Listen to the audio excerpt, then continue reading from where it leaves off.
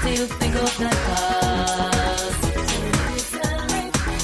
And too many fullness, and day after day.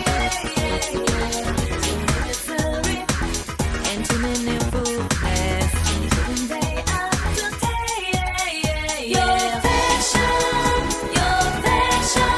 take it from me. I swear to you, when to make yourself happy. Your passion, your passion. I swear to you, when to make yourself a hero.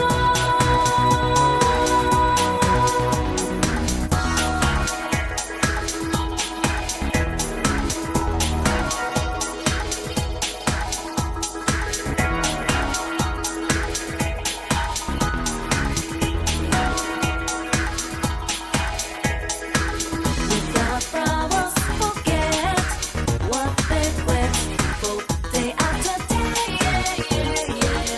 Without flowers, blossom in the stream of tears, they still think of the past. And too many fullness, and day after day. Misery, and too many fullness, and day after day.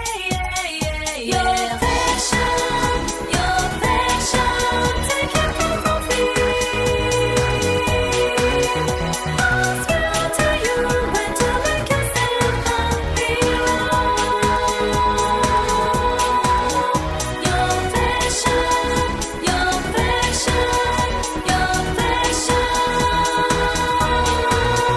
I swear to you, when to make yourself a hero.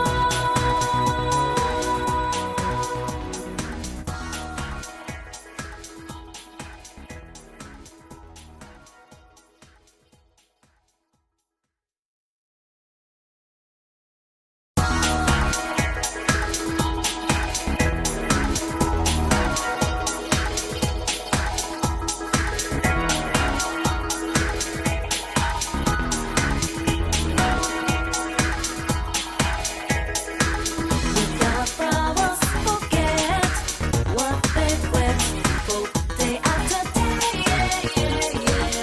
Without flowers, blossom in the stream of tears, they still think of the past.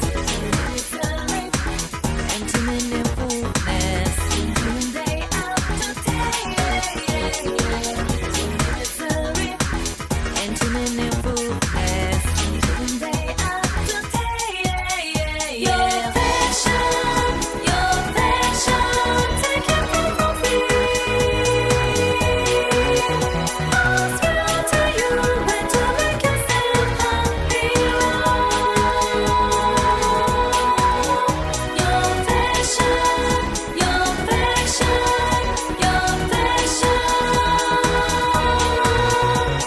swear to you, when to What is good, folks? Happy Memorial Day. It is the KOA podcast. I am Satsuki the Savage. He is everything animated. That is C Tactics. What is good with you folks on this Monday night? It's Memorial Day? It is. Mhm. Yes, it is. Happy we, Memorial Day. What are we memorializing? The downfall of KOA this week? No. What do you mean the downfall of KOA? I don't know. We just started I think we're going to get canceled this week. this week. Yeah, they're bringing This it is back. the week. That's what I heard. Well, you heard it here, folks. Happy Memorial Day and the last episode of the King of Anime podcast. Also love the bandana, Sasuke. Was that intentional because of Memorial Day?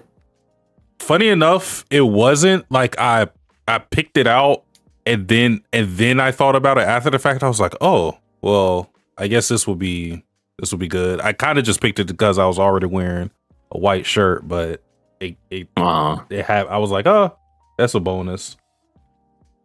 Also, hello, Fader Moon, Plunger, and you did this, yes, for the 100th time. I don't know what you're talking about, but yeah, it's You know, it's also crazy. Speaking of you did this in Star Wars, today marks the 49th year anniversary of when the first Star Wars came out.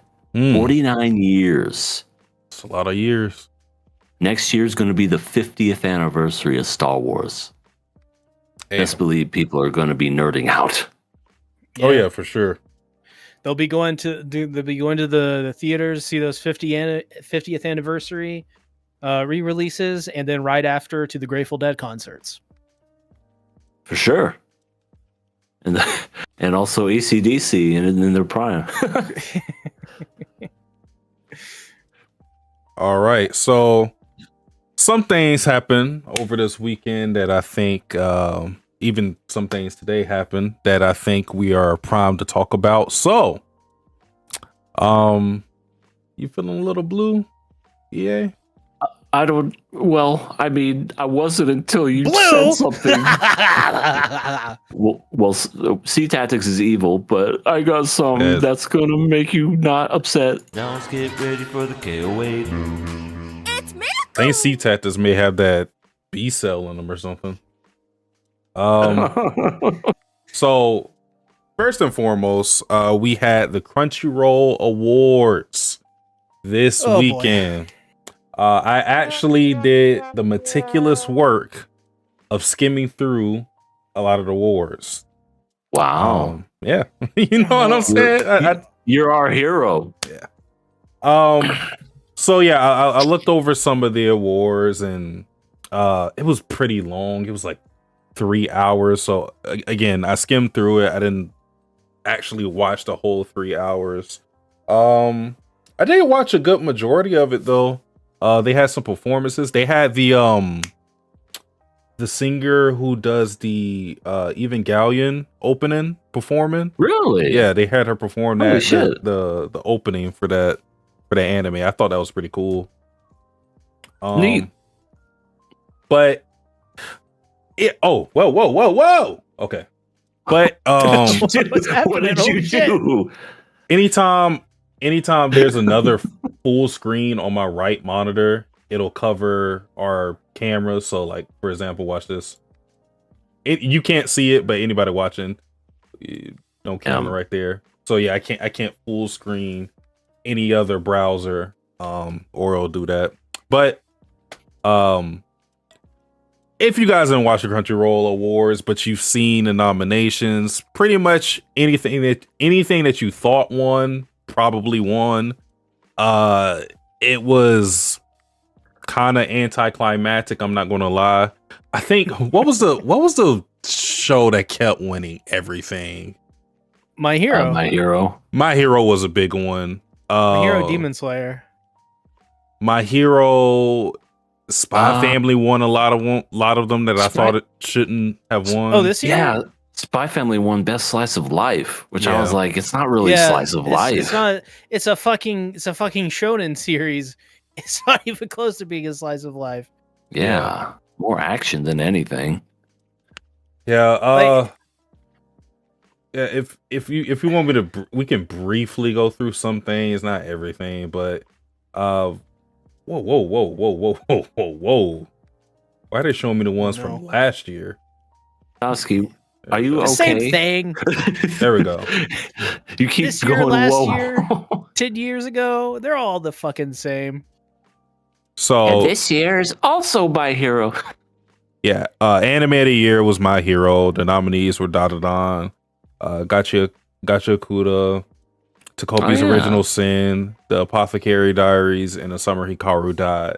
I mean, yeah, that one is definitely understandable, especially considering it was My Hero's final season, and I didn't watch it, but I know they went crazy with the animation, and I'm sure people loved it, so that made sense. I'm not too mad at it. The ending was really bad. Some people say that, but it's a lot of other people that love the ending, so I would say more people like it than they dislike it, from what I saw. I don't know anything about it though, so I mean, I read it. It's not very good, but that's just me. Film of the year. Again, this was we knew what was going to win before we even saw the nominations. But Demon Slayer, Infinity Castle won this one. The nominees were 100 Meters, Chainsaw Man, Momonoke, Scarlet, and the Rose of Versailles. Honestly, I feel like the Reze arc should have won over this one, only because this is part one of a trilogy, Also, and I thought it was okay.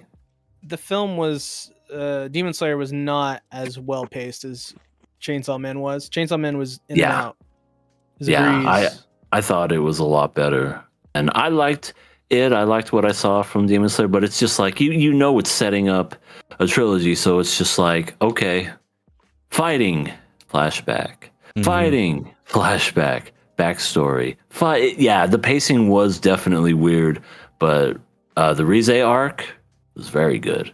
I definitely think that should have won. Yeah, it's also got the stronger story. It's got the stronger. It's written by Tatsuki Fujimoto, for crying out It loud. works like a movie. It works better. Yeah, and it's probably gonna. What we're probably looking at is this is probably going to be the only Chainsaw Man film. So this was the only chance. Yeah. Well, this is the one We'll that nominate for KOA. Right. this is the one Okay, that awards. was surprise. I guess it wasn't surprising in some respects, but this is the one that was an absolute travesty in my opinion. Best original anime. I know. And that went to Lazarus, affectionately That was nicknamed bad. Azarus by the KOA podcast. we did call it Azarus while you were gone. I saw some of the thumbnails when I was out, and it looked like you guys weren't very happy with what was going down. I mean, it had potential, but then it just halted to a like the ending just grinded to a halt, and then it was just like, that's it, that's the end, and It's got a bad rating. it's not good. And the fact that this wins it over Apocalypse Hotel is a 'cause travesty. it's Shinichiro Watanabe. It's Fine, but People sometimes don't watch original anime. sometimes he misses. And I was, it hurted me more than anyone to say this. It was like, this is not a good anime, and I love this guy. Yeah. I think it was literally, I don't know how they pick their winners. Supposedly it's supposed to be like a whole panel of judges and whatever, but I just feel like Lazarus Sean's won. there. I feel like Lazarus won because people weren't familiar with the other shows. The nominees were Apocalypse Hotel, Digimon Beat Break, Mobile Suit Gundam, That's actually not bad Moonrise, either. and Zenshu. Yeah, Digimon Beat Break is actually quite good, in my opinion. It's good. I still think of Apocalypse Hotel should have won, but Lazarus should have been dead last. It won. Oh, It no probably was way. better than Zenshu, maybe, because we watched yeah, like 2 Zenshu. episodes of that. And then, Yeah, that was not the 2 episodes we saw were very much mid. Mm-hmm. Yeah, these fucking, you know what these words are? These are all bullshit. That's what they are. Yeah, They have no meaning whatsoever. They're advertisements. pretty much. Yeah. It's honestly an advertisement for Crunchyroll, because I feel like the majority It's of a the pat things on that their back. won were on Crunchyroll. Hey guys, look at us. And they're Let's pat ourselves on the back while we ruin the fucking anime industry. the big anime of on Crunchyroll, so it's not. It is definitely propaganda in some way. Yeah. Best animation. You want to take a guess? What won this? Solo Leveling. Yes. Rightfully so. It should have.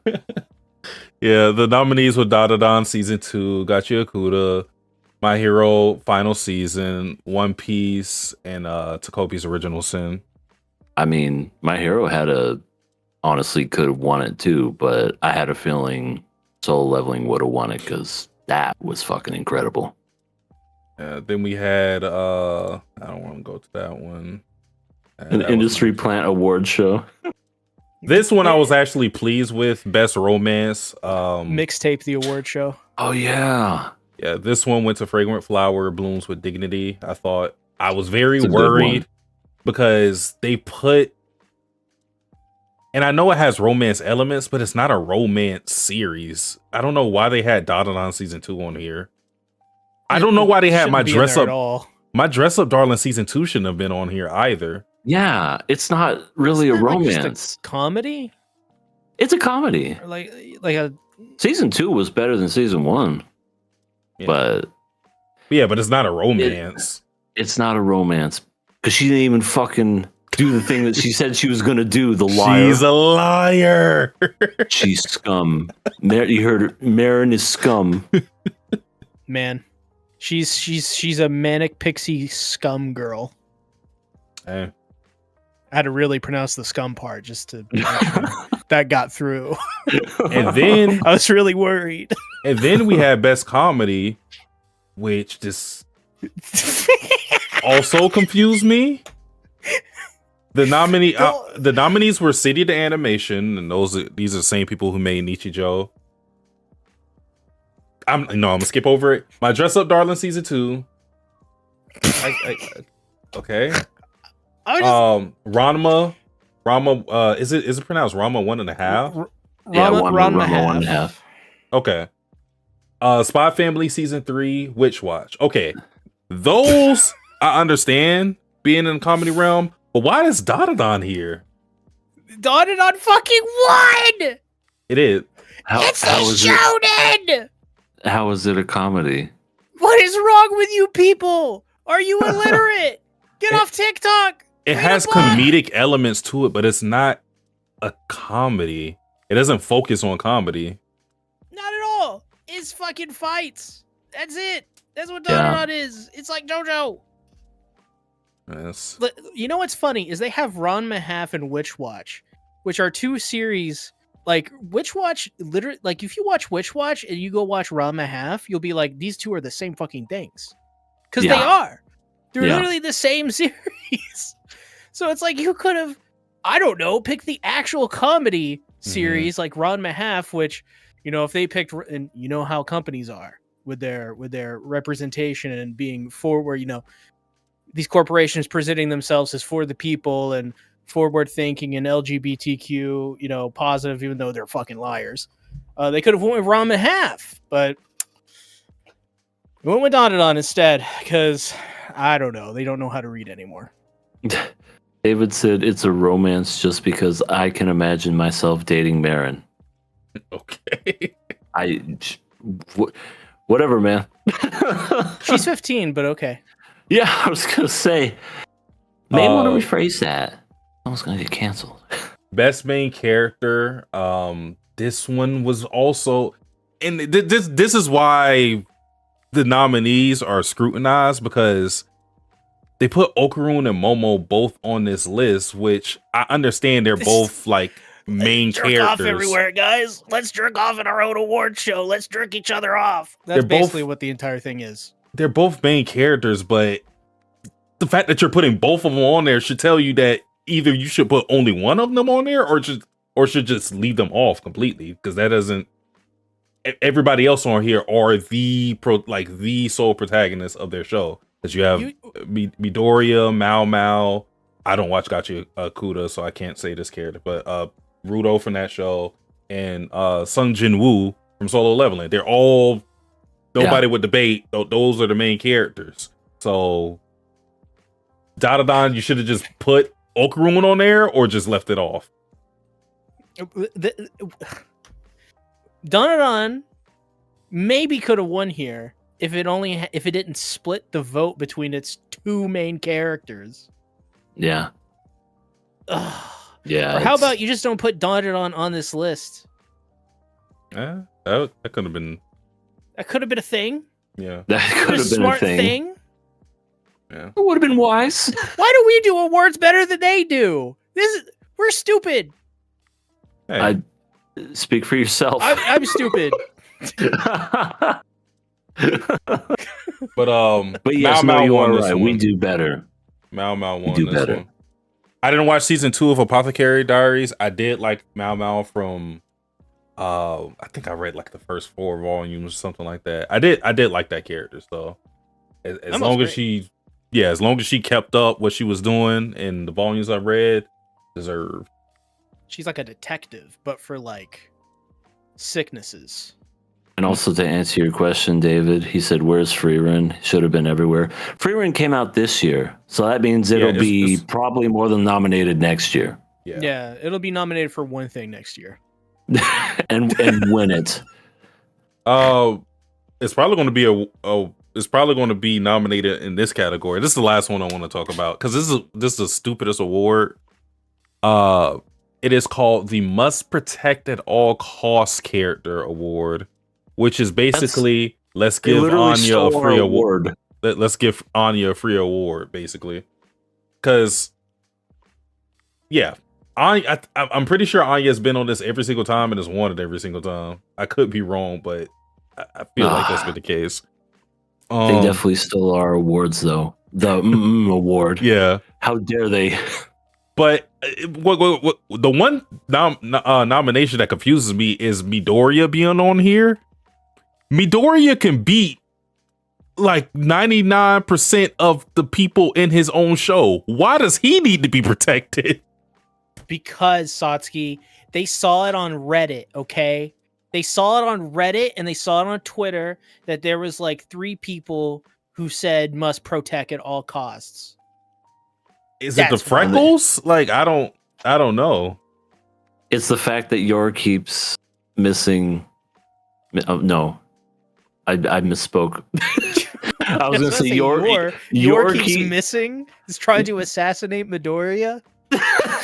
What I was trying to say was that Yor keeps losing Anya, but then I was like, wait, no, we're not talking about Anya. We're talking about good old Deku. Yeah. Nah, Deku's just he breaks his own arms just by crying, so that's why he must be protracted. Why is Mao Mao on this list? What about Mao Mao needs She's protecting? a drunk. Mao Mao, literally, she's an apothecary. It's literally just every type of poison. It's literally just because they didn't want to title like cute character award or something. That's literally what it is. They didn't want to title it the waifu awards, which is what we do. Pretty much. So instead, they're like, "Oh, let's put Anya to make it look like we're not being weird." Yeah. It's other awards, but those are some of the big ones. Overall, very boring. And the award show itself, they had a whole bunch of celebrities up there. Which was Megan Thee Stallion there again? She wasn't. It was a whole bunch of people I didn't personally know. They had Gig Up there. That was about the only person. Yeah, they had Hiccup. He's always the guy that there. They wish they can be us. Is he? Wait, is Gig Up the guy that we say that about? Listen, I'm telling you, eventually we're gonna buy out the Trash Taste podcast. Oh, okay. We're gonna he's one of the co-hosts. We're gonna purchase it for a total of $6.9 billion. Yeah. And they'll be working for us. Giguk, a CJ, is it CJ or Conrad? And the third guy, Anime Man, we're coming for your job. Yeah. Yeah. They won't be industry plants anymore. We'll be industry plants. That's right. We're the industry.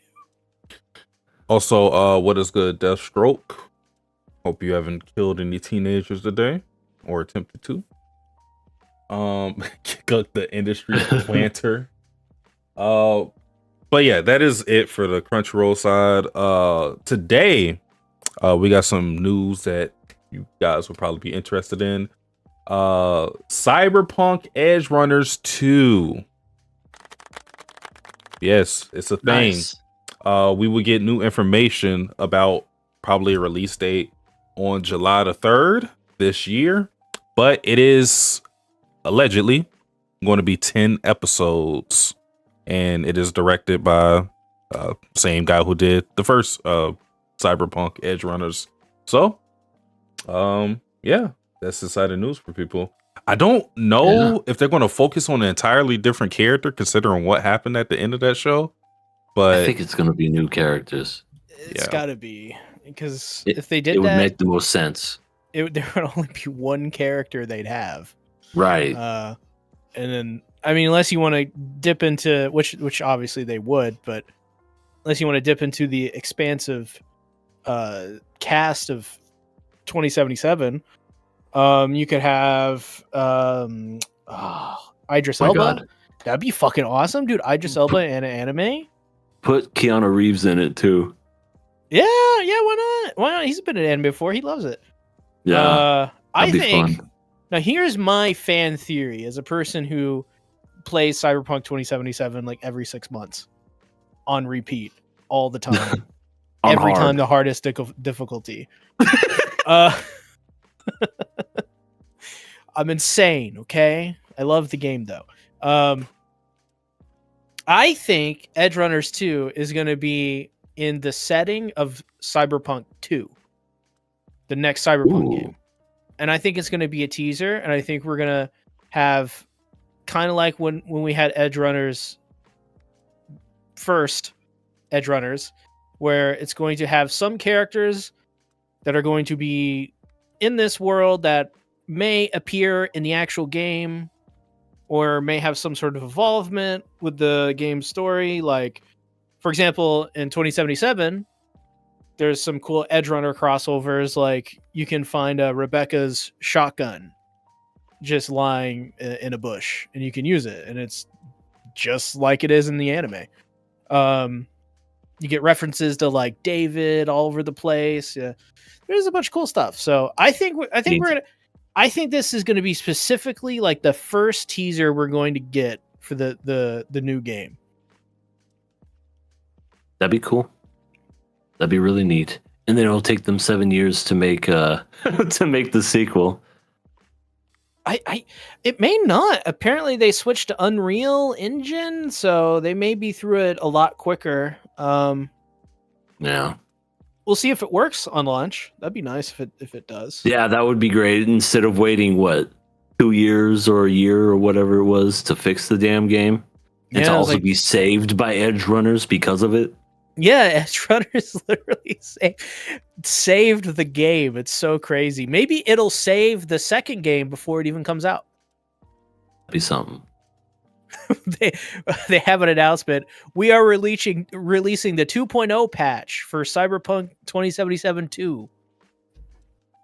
But not it just out. came out. It's not even out yet. It's not even out. Oh man. But yeah, that should be fun because that comes out next year, right? well, we don't know, but we're going to get new Oh. information about it. Oh, okay. 2 months from now. Okay. Fun. Yeah, we'll see. I guess I have a couple of things. One is a really funny story. You guys are familiar with Nier Automata, correct? Oh yes, yeah. I know about you. Too your much- love for Too much booty and too much booty. What did I call the other one? 9S. 9 inches. Maybe it was like all that ass or something like that. I know Or for A2? Yeah. Too much ass and too much booty. Yeah. Ass too much. Yeah. This article popped up and I thought it was really funny when I read it. So on the May 14th issue of Famitsu, an interviewer asked Yoko Taro, who's the game director of Nier, and the producer Yosuke Saito, about the cryptic message Nier Automata to be continued at the end of the February 20th video that commemorated 10 million copies of the game shipped or downloaded. This is crazy. This is hilarious, their response. Saito responded, I was the one who asked for that to be included. I don't know if there will be a sequel, but I felt including to be continued was an absolute must for the 9th anniversary video. Yoko added, perhaps tongue-in-cheek, I suspect the message is something like, "We're not done. We're going to keep raking it in." Oh, I love that. I love they're just like, we're just going to continue to collect checks off of this game. why not? So yeah, I thought, well, that's funny, right? But the April Fool's Day joke this year was Yoko said, we debated about how to present the April Fool's joke. Originally it was release greenlit, but we changed it to release not greenlit because we were worried people would misunderstand. So like these guys are just like teasing people with sequels to Nier Automata, and it's probably never going to happen. They just keep doing it. Yeah. So they're trolling. Yeah. And they're like doing this all on official channels too. It's so funny. Probably gonna come out. Maybe never. I know how it feels. I'm getting trolled with Danganronpa right now. Oh boy. I love it. We need more game studios that are like that, where it's like Xbox Do should we be like, though? we're coming out with the next Halo, never again. It's over, guys. Do we need that though? Hey, guess what? Fallout 5's coming out. Never. Well, something that should never come out. Sega is now teasing the new Crazy Taxi. Oh yeah. I I heard about that. Yeah, so it's going to be a live service game. Yep, that's right. It's going to be a skin simulator, so have fun with that. Uh, Infinity Ward shit the bed again. They announced that they're making the next Modern Warfare. So that's this year's Call of Duty. And they're calling it the definitive Modern Warfare. The hell does that And mean? I don't know what it means. This game studio is the worst game studio in existence. Think of the worst one. This one's worse. Worse I than promise EA? you. Not me. Oh, way worse than EA. They're so incompetent. They're. I hate this studio so much. They decided to tease it by showcasing a feature that every Call of Duty fan hates. What do we So hate? we're already off to a very good start with this game. Dance emoticons. No, have you played like a recent COD where like you can press the It's been a sprint button minute. twice, and like the second time you press it, you run really fast. Oh, like the dash thing. It's called tactical sprint. No Call of Duty fan likes it because it makes you feel very clunky, and it's kind of like shoved down your throat, and it makes map design really bad because everything has to be like super like big and spread out. So you can't just say, "Oh, we're just use normal sprint." Well, you can't because you get around even slower. It makes the game slow. Everyone hates it. That's how they announced this. Was we're bringing back the feature everyone hates. Take Yeah. our money. I mean, I didn't play it, but that last Black Ops I seen looked like an absolute travesty. Oh, the last two were really bad. I haven't played a Call of Duty game. God, it's been a minute. It's been so long for me. I want to say it was the one with Kevin Spacey. Was the last one I played. That was a very good one. That's a very good I one. enjoyed it. But then I think there was one that came out after that where it was just like so critically panned. That was one- the Infinity Ward game. That was Yeah. Infinite Warfare. Yeah. That one was Yeah. bad. Yeah, that's these guys. They're making shit fantastic. sandwich again. Yum. Num Like- num. They've only released games that COD fans hate. Ever since MW2 2009. Every time they release a game, it's like, what are you guys doing? So that's fun. Yeah. Looks like though, we do have some decent Sony news, followed quickly and swiftly by awful Sony news. Okay. Sony Interactive trademarks break-in ahead of State of Play showcase. So we're getting a new game. All right. Called Break In. It's called. We think it's called Break In. It's going to be the next state of play. It's going to be the next extraction shooter. You may be correct, because this is the bad news to swiftly follow. Oh, okay. Fans believe that it is a rebranding of Haven Studios' Fair Games, which is rumored to be a live service shooter. Oh, cool. We can do the Fortnite dances with this new one. It is let's see. You can find Fair Games. I think I found it right here. That default dance that they do in Fortnite. Yeah. Apparently, Fair Games will feature an extraction mode with the phrase "break in" appearing in a legend mode description. Well, Sony, you've done it again. Well, we got some decent news, I guess. The next state of play will, in the one in June, is coming up. Same one we get Fair Games and Break In. Oh yeah, there's gonna be a bunch in June. Marvel's like Summerfest Wolverine games. is gonna show up.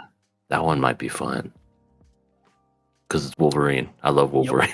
Yep. So we'll see.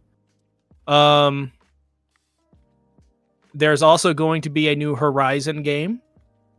Oh, Horizon Zero Dawn, the dawniest of the dawn. Yep. So, well, it may be there. People are thinking the new Horizon game may be there. It's going to be apparently a multiplayer game. So, fun.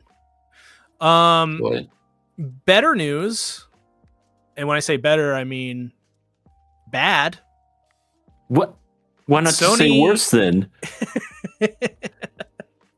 Destiny 2 is over. It's done. Its final content update is coming next month. Oh, I mean, all those Destiny 2 players. Yeah, I mean, they're Satsuki, you play it every day, right? What? I guess not. And if you're a really big Destiny fan, good news. Bungie reportedly plans significant layoffs as no Destiny 3 greenlit.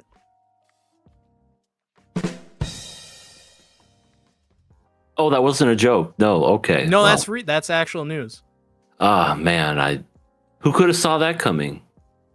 Sony went to Bungie, they bought a bunch of money for it, and then they lay off a bunch of people because it's not turning a profit. Wow. Yep. How sad. That's all I got. Well, I feel got like I'm some more stuff. blue. Well, listen. I got some stuff. It's kind of a mixed bag, so I'll just start off with the stuff that'll not give you the blues and stuff that'll tickle your it'll make you laugh. Let's just say that. The longest anime title has been announced, and I think it's coming out in the summertime. Are you ready for it? I'm ready. It's the English translation, and it has more than 230 characters, over 40 words. I'm good. It is called... Jugumo?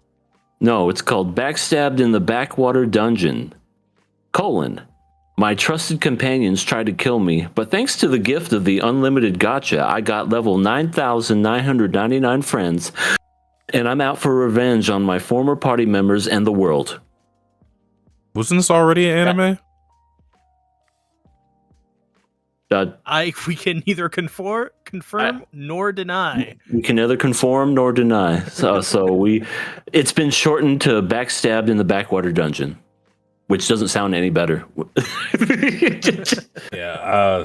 These like isekai light novel turned anime things, just because I could have sworn I've heard of a story just like that, like a couple years back, but yeah. Safe to say I'm not excited about that.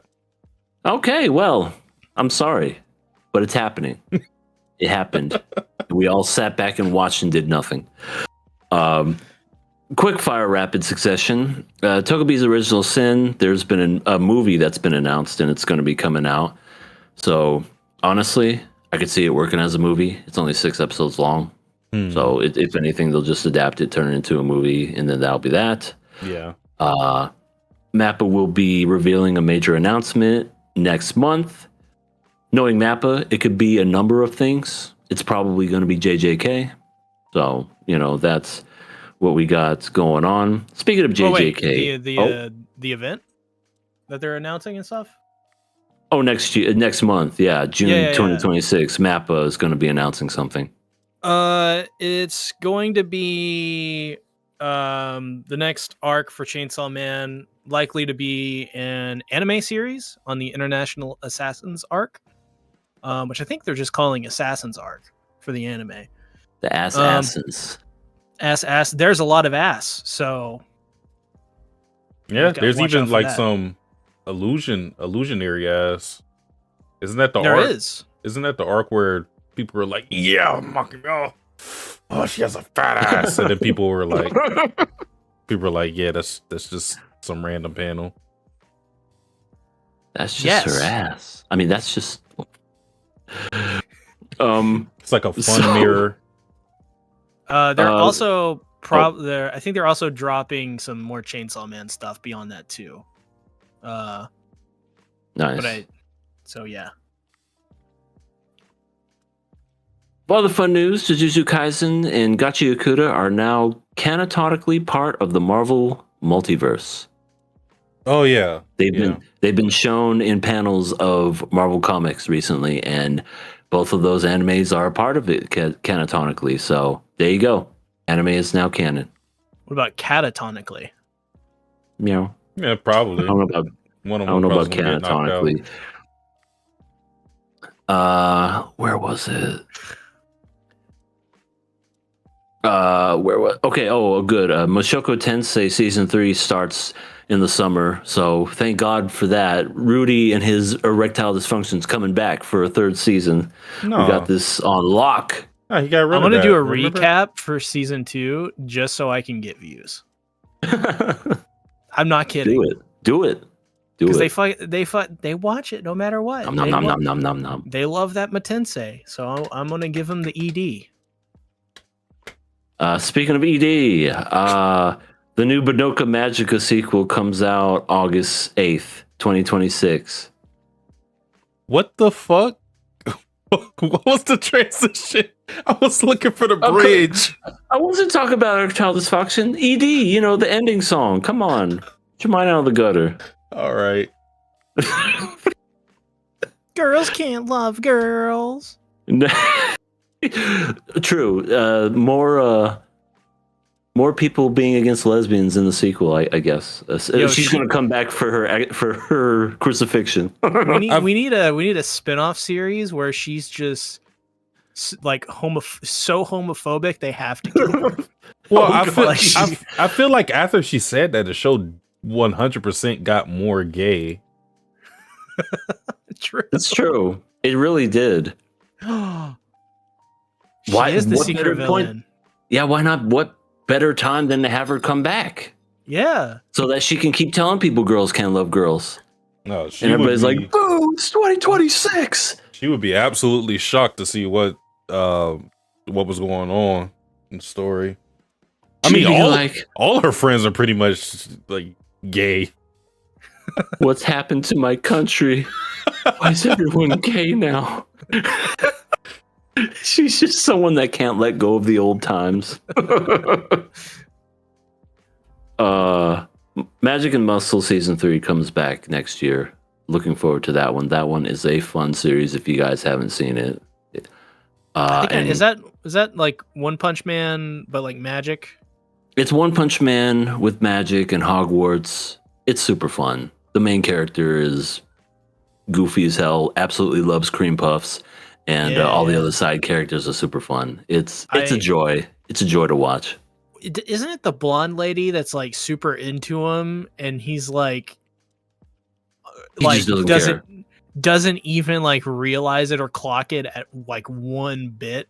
Yeah, he's very much oblivious. He's one of the worst because it's like everybody has magic, and he's one of the only people that doesn't have magic. So because he doesn't have magic, he overcompensates with his muscles. So he fakes magic, and it's so ridiculous. There's a scene where instead of learning how to fly a broom, he uses his legs and kicks them out really fast to fly and hover. It is so stupid, but I love it. I remember there was like a maze at one point or something like that, right? Yeah, and he punches right through the walls. Yeah, he just punches right through it. Yeah, it's great. It's fun. It's a good time. That comes out next year. Looking forward to it. Final anime news. The One Piece anime remake airs February 2027. And that is going to be, One Piece is going to be around all the way until we fucking die. I'm convinced of it at this point. I just don't like it's not weekly. Yeah. Yeah, it's crazy. One news that isn't anime related, but I just thought it was just so fucking... I don't know, it's just something that had to be said. Even if you don't follow NASCAR and you don't know who this guy is, Kyle Busch died at the age of 41. It was so fucking weird. He was still driving. He was still doing NASCAR and all this other stuff. He got severe pneumonia and then it progressed into sepsis. And it was the weirdest fucking thing because like Sunday he won his race, did all these regular things, and then days go by, gets sick, and just dies out of nowhere. He was only 41. And I say that because it's a tragic thing. I mean, even if you don't know Kyle Busch, like you could say he wasn't like Dale Earnhardt or Jeff Gordon or anything like that, but he was still well known. And I guess it just goes to show you just how life can just come at you real quick. And it's just crazy because he was like 41 and I'm approaching that age myself. Gonna be 39 next week, and yeah, just don't neglect your health, people. It's something that sometimes we all take for granted, and we don't.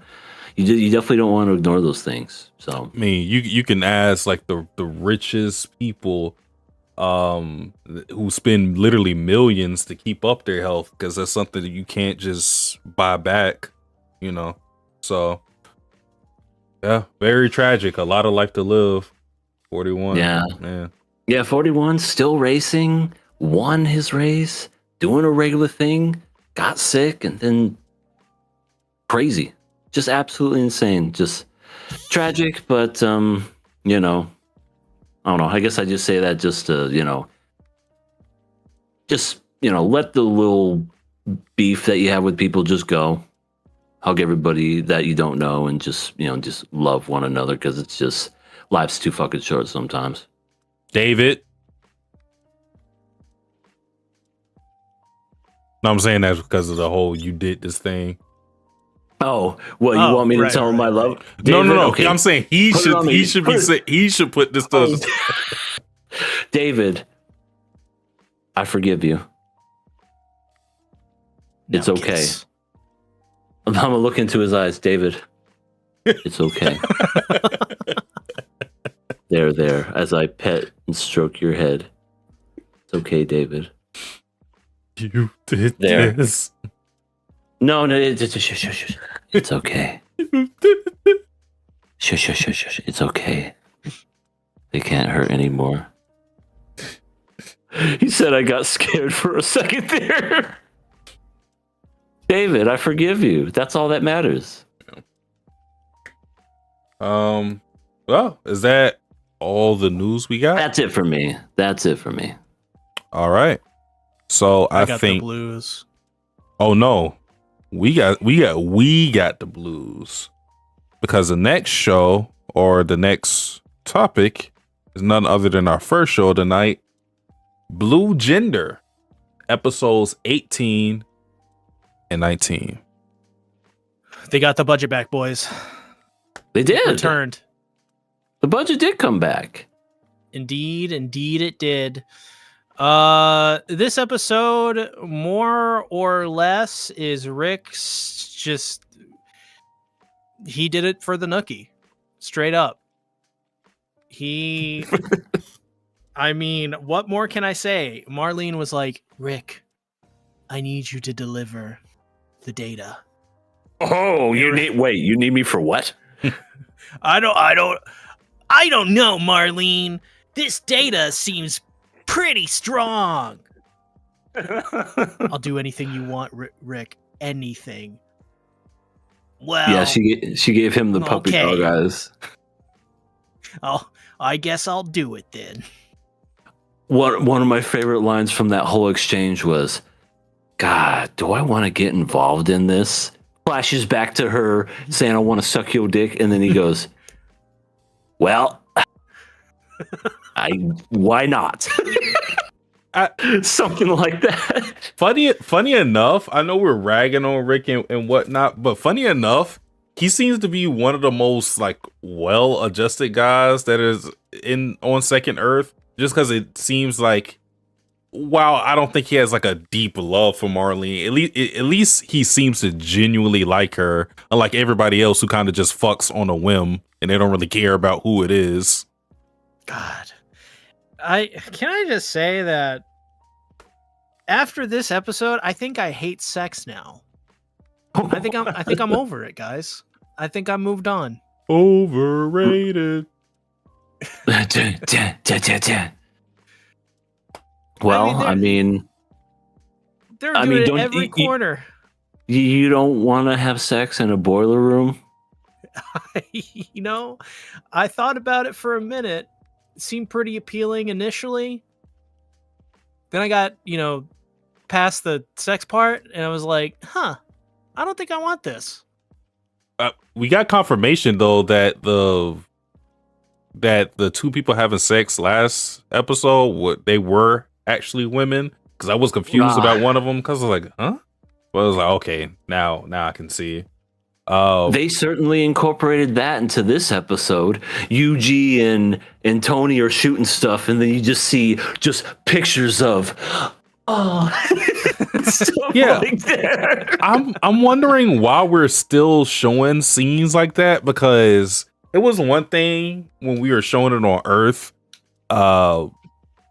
kind of just immersing us in how stressful the situation is, but and I could still understand seeing some of it in Second Earth, but those scenes in particular, I'm just like, this doesn't even really serve a purpose anymore. You're not really telling us anything, especially because these characters aren't important.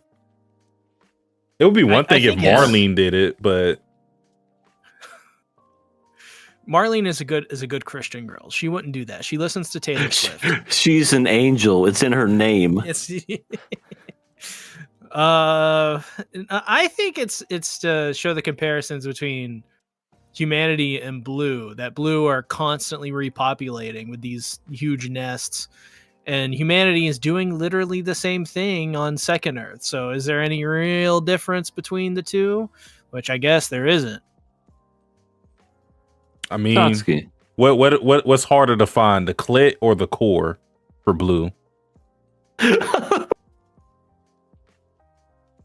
think they're the same thing.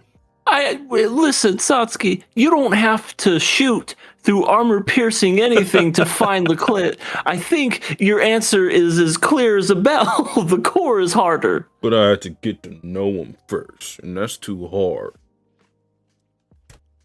Oh, well, excuse me. Apparently, just give him a job application. On Double Earth, or not Double Earth. Second Earth. Why they call it Double Earth? I was thinking double stuffed Oreos. On Double Earth, Second Earth, it's more like stuffed Earth. Oh my God, you ain't kidding. It's double stuffed Earth. What I was getting at is, I feel like it would be easier to do that stuff on Second Earth than you can the core, because all you got to do is just walk up to somebody. You don't even have to be coherent. You just say, "Hey, why did you go baby?" And then you just go ahead and you do it.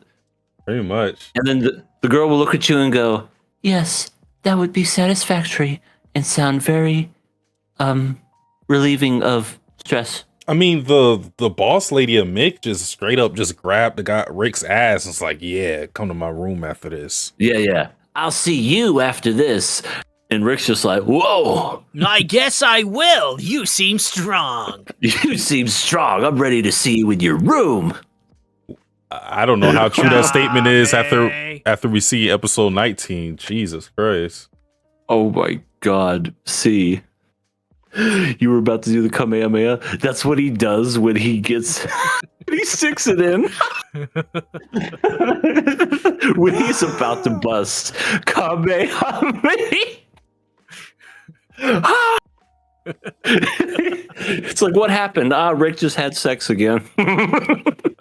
I didn't even think about that, but do they not have any type of form like birth control? Because I don't think they use any like contraceptives. So what's going on there? Just nobody Goat's gets blood. pregnant. You know, That's I goat's mean blood. that goat's blood. It could also just be maybe they can't reproduce on Second Earth. I don't know. They train specifically for their pull out game. I mean, to be fair, have you seen any kids on Second Earth? No, Good point. Good point. That's what I'm saying. Is like, are they reproducing, or are they just like all of them are sterile and they can't do anything? they just have like earpiece and somebody else monitoring them, telling them when exactly they need to get out of there. Right. Get out of there. Get out of there. You're about to blow it. You've been in the pussy too long. You can't handle it. Ow, ow. I'm pulling you I out can't. myself. No, I can't. Oh, I love where this has gone. But Satsuki, I just saw something on here that I think you didn't think that we were going to see in the notes. Huh? You have a character on here called Sea Tactics, and his title is The Black Man with a Ponytail. Yeah, What? his name is Bro. Ben. His name is literally Ben. Bro, Is dude, it really? That's crazy. I saw that guy and I literally wrote down in my notes, holy shit, the guy with the top knot looks fucking awesome. Yeah, his name is Ben. And when you hear his voice, he's actually voiced by a black guy. It sounds like. I could be confused, but he sounds authentic to me, because you know how sometimes they do the, yes, it is me. I am a black man. Also, that C-Tactics note has been there for 2 weeks. I just now saw it.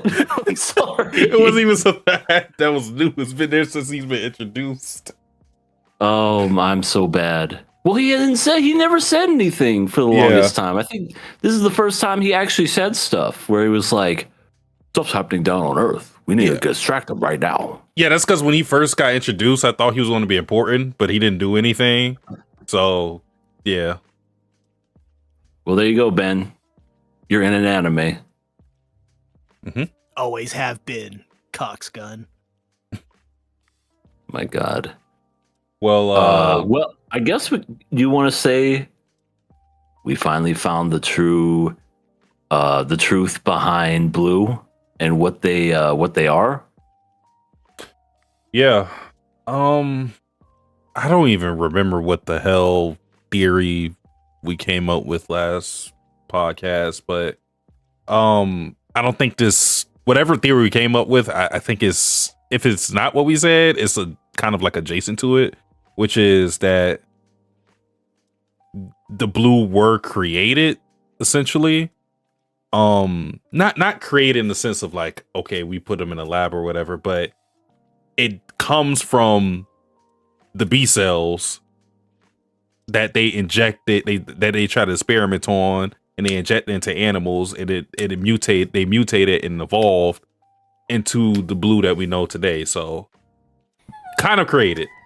They kind of made their own cell. And mind you, this all happened in the year 2017. Yeah. That means it's happening now. It happened we 9 don't know years it. ago. Happened 9 years ago. And And- I have to say this for legal reasons and purposes, but they're coming right for us. They're coming. And you know what? We're going to have to freeze ourselves and become crazy blue fighting motherfuckers. I think the craziest part is that B cells allow humans to read the minds of blue. Yeah, So they, Oh yeah, so they can anticipate them. That's right. which explains why Yuji is all jacked up. well, I 'Cause think he's that's becoming one. I think that's what happened with Tony, because we saw before he dropped when he had the blue egg, he said something and then he went and then dropped it. So yeah, because he's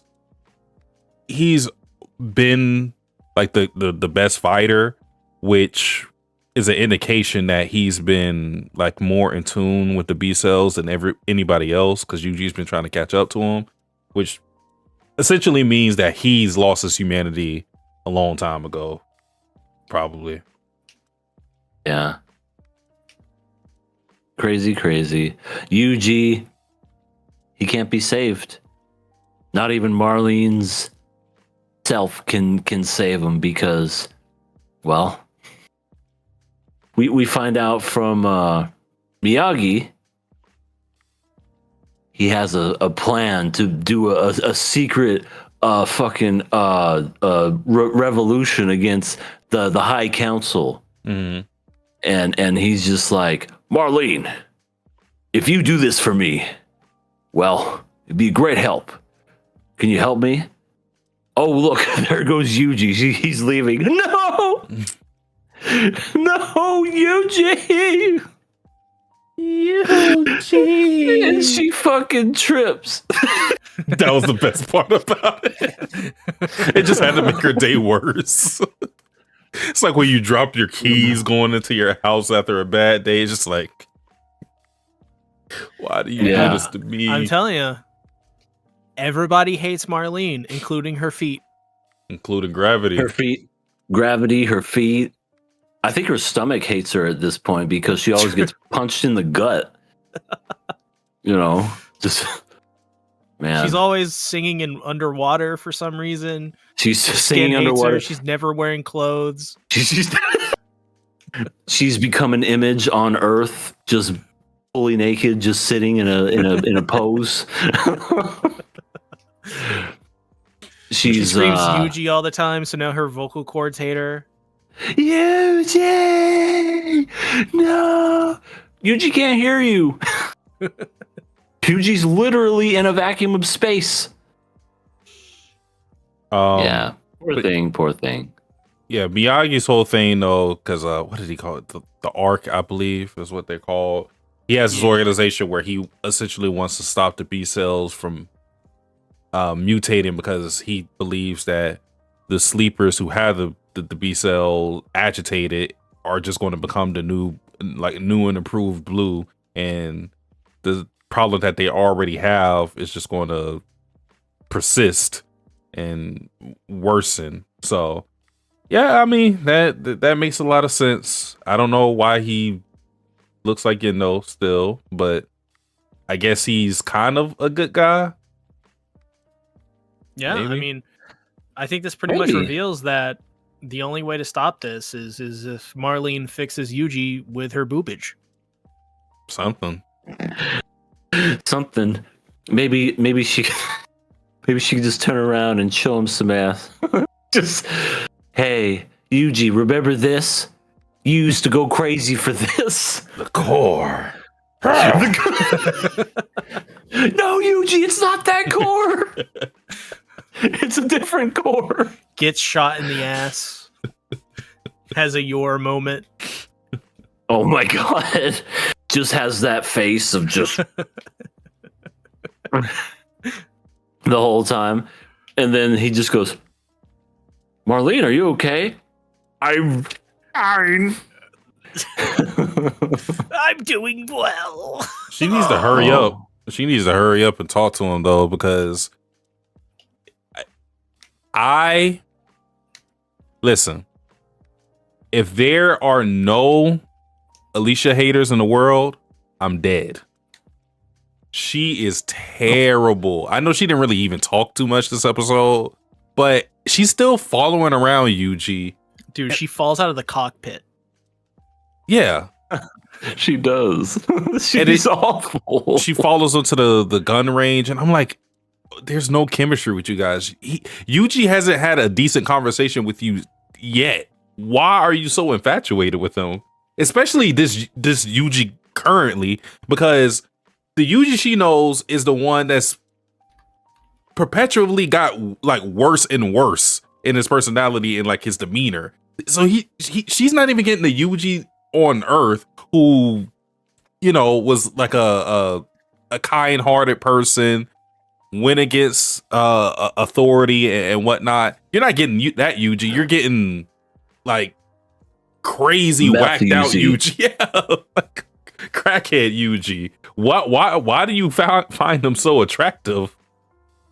You know, it's one of those I can fix him type scenarios. Yep. You know, I think Yuji is a broken mess, and Alicia's like, I can fix him.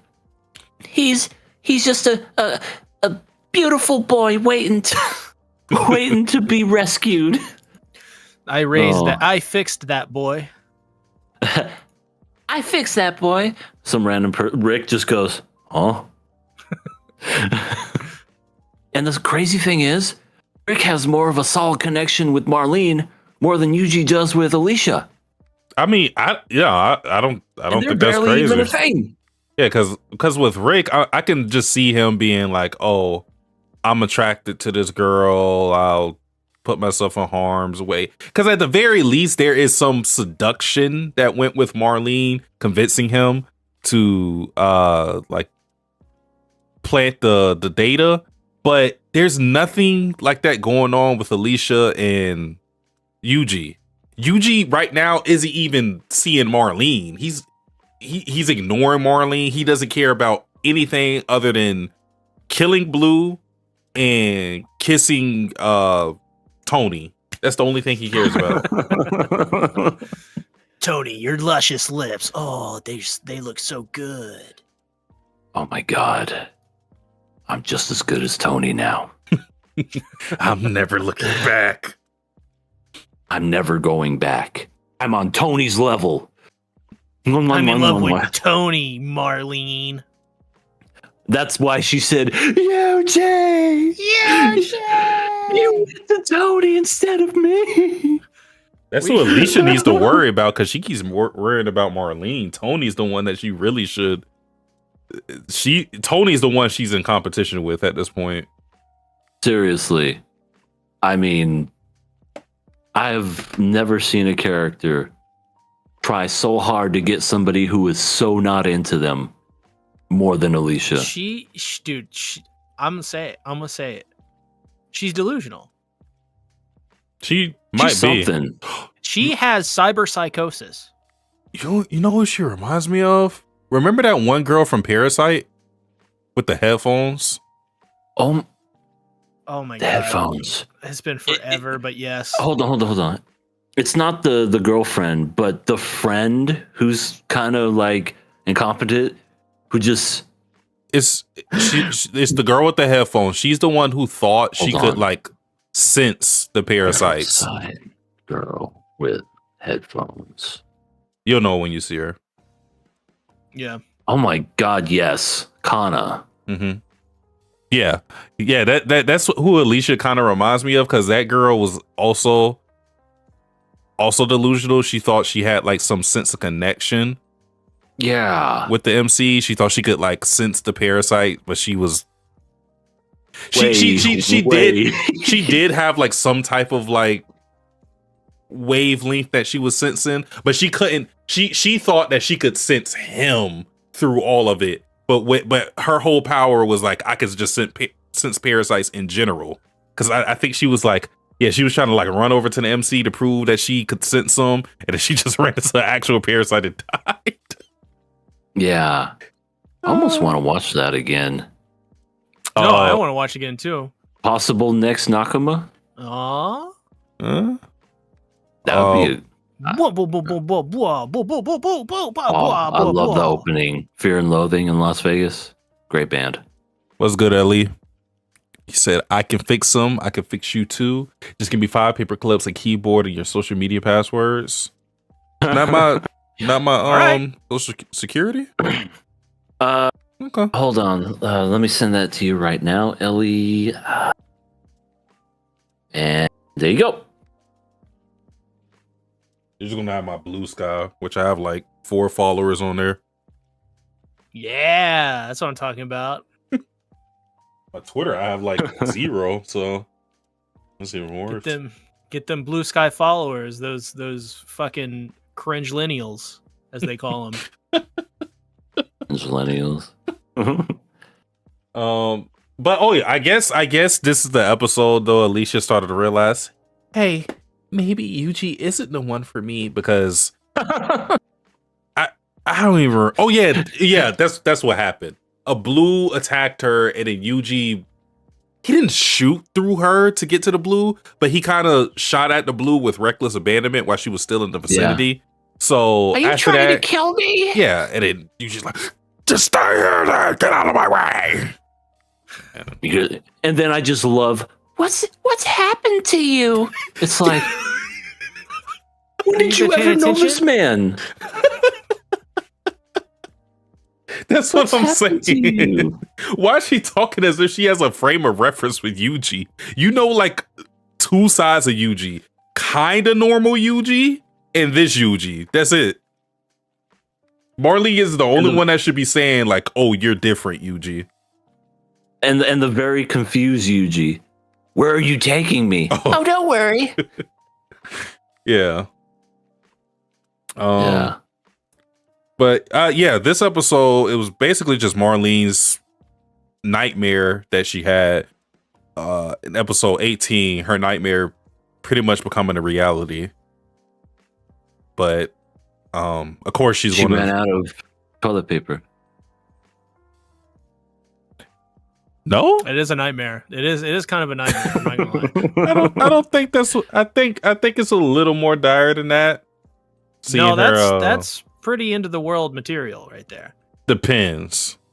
Like how far away is do you have like no replacement? That would be pretty nasty. I mean, you have it. These are your options. Mm-hmm. You run out. There's loose leaf notebook paper. Ouch. Or either that or you have to run downstairs. Not to be too graphic, but there's an easier way.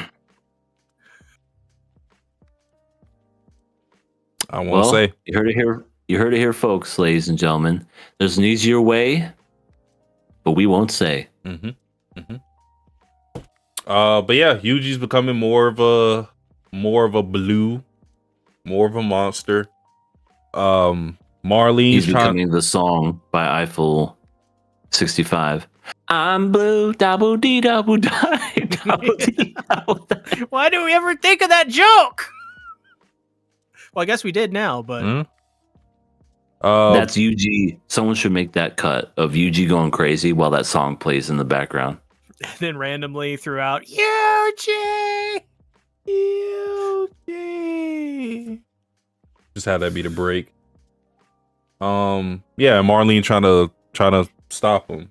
So yeah, that's essentially it. Yeah. There was a lot of fighting, a lot of destruction. Tony is telling Alicia to follow him. No red flags whatsoever. Well, listen, I'm happy that she's extremely gullible because she's 100% going to die, and I've been waiting for that. Oh my God, you're gonna be so happy. Her famous final words are, quote, "This sucks." I can see it. This sucks. I can't believe. And then Tony's like, looking like fucking Nosferatu. Hey, Alicia, you want to come follow me? I'm okay. What harm could this possibly bring? I'm wondering. Probably none. I'm wondering though, what is he? I say that she's gonna die and whatnot, but like, what is he doing exactly? I don't know, because their mindset is to kill the blue, but are they now going to start turning on their own for some reason? He probably is going to be. I just feel like he has to be an antagonist for this to work. So I'm assuming what's going to happen is that he's going to some way, somehow, like ally himself with the blue, because there's going to be some Yuji Tony fight. It has to happen. There's no way that doesn't happen. For sure. But the other thing that's weird that happened in this episode that we didn't really address is the fact that they started to get overrun by the blue mid-battle, which was weird because they accounted for the numbers, and for some reason the number like the quadruple or something like that. 5-1. Yeah. So like the numbers just blew up exponentially, like as if they went into a trap, or I don't know. But maybe that's what Tony's going to do. Maybe he has some way of turning people into blue. No clue. But he's definitely about to show himself as an antagonist pretty soon. Yeah, the only thing I can think of is maybe because both Yuji and Tony are this elite subhuman kind of species or whatever, but they have kind of like the blue chromosomes and everything through them. Maybe it'll be one of those things because they kind of have an alien mindset. I could see them like maybe getting rid of people that share the same like chromosomes or the blue, the B cells is what I'm trying to say. And maybe extract it from people and use it to their advantage and get stronger. Okay. That's the way I could see it. Like he's tricking her into going somewhere, get her out of her whatever, and then he'll do something. I don't know if he'll fucking transform. I don't know if he'll like do something, but he's definitely gonna do something to her to where he gets something out of it. Because if he just kills her just to kill her, it's gonna be weird and it's gonna be no point. But I think it's that reason, because she has the blue B cells too. So that's my only thought process, is he would try to take it from him. Take it from her. Yeah, I mean, he needs to do that because you kind of forget that she is a sleeper because she doesn't do anything. She's like really trash. And because she is not that good, I think that's more the reason to do it. Yeah. And then too, like this episode, she was like, I can finally prove myself now that Marlene's not here. And I was like, why did Marlene prevent you from proving yourself? When has she ever proved herself? She defines everything I do. Like Marlene I'm actually isn't not in love with Yuji. I'm just in love with Marlene. maybe, but She trips like I do. Marlene's not The even same a painful sleeper. ways. She's not even a sleeper. Like she should have the advantage over some regular soldier, but she doesn't do anything at all. Yeah. She's just good at taking showers and saying, wow, Marlene, you have a sexy body. Yeah, she's the greatest Marlene groper that we've seen. She's the greatest hype man of all time.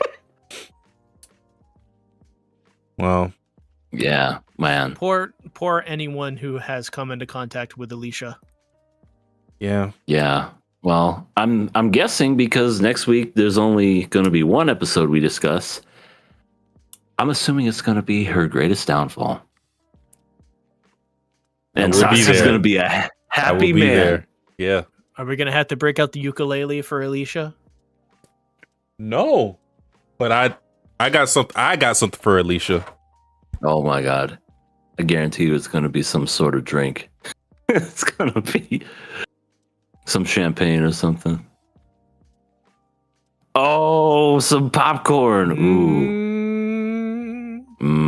Over Redenbacher. That's good. I love Over Redenbacher. That's like the best. I also like the AMC movie popcorn that they sell in the bag. Ooh. Oh yeah. Yeah, I used to buy that in the bag too. They had, I don't know if you guys had this, but I remember during COVID when the movie theaters weren't open and the theaters were trying to stay in business, they were selling actual like popcorn that you can come through and cars would come in line. You'd buy it and they would just give you giant bags of popcorn. I thought that was really cool. I wish they would go back to doing that. I want to buy just bags of popcorn and take them home. If only. If only. But we live in the world with Alicia. Yep. For now. For now. Okay. I plan now. to remedy that. So You plan to remedy that? What are you gonna do? Oh, you know. I got my plans. Are you Tony? Okay, that's just that. well, let's move on to the world of Daemons. We were talking about Daemons of the Shadow Realm, episode 8. I dare I don't say, know about you guys. Oh, go ahead. I'm sorry. I dare say, this was the best episode for me.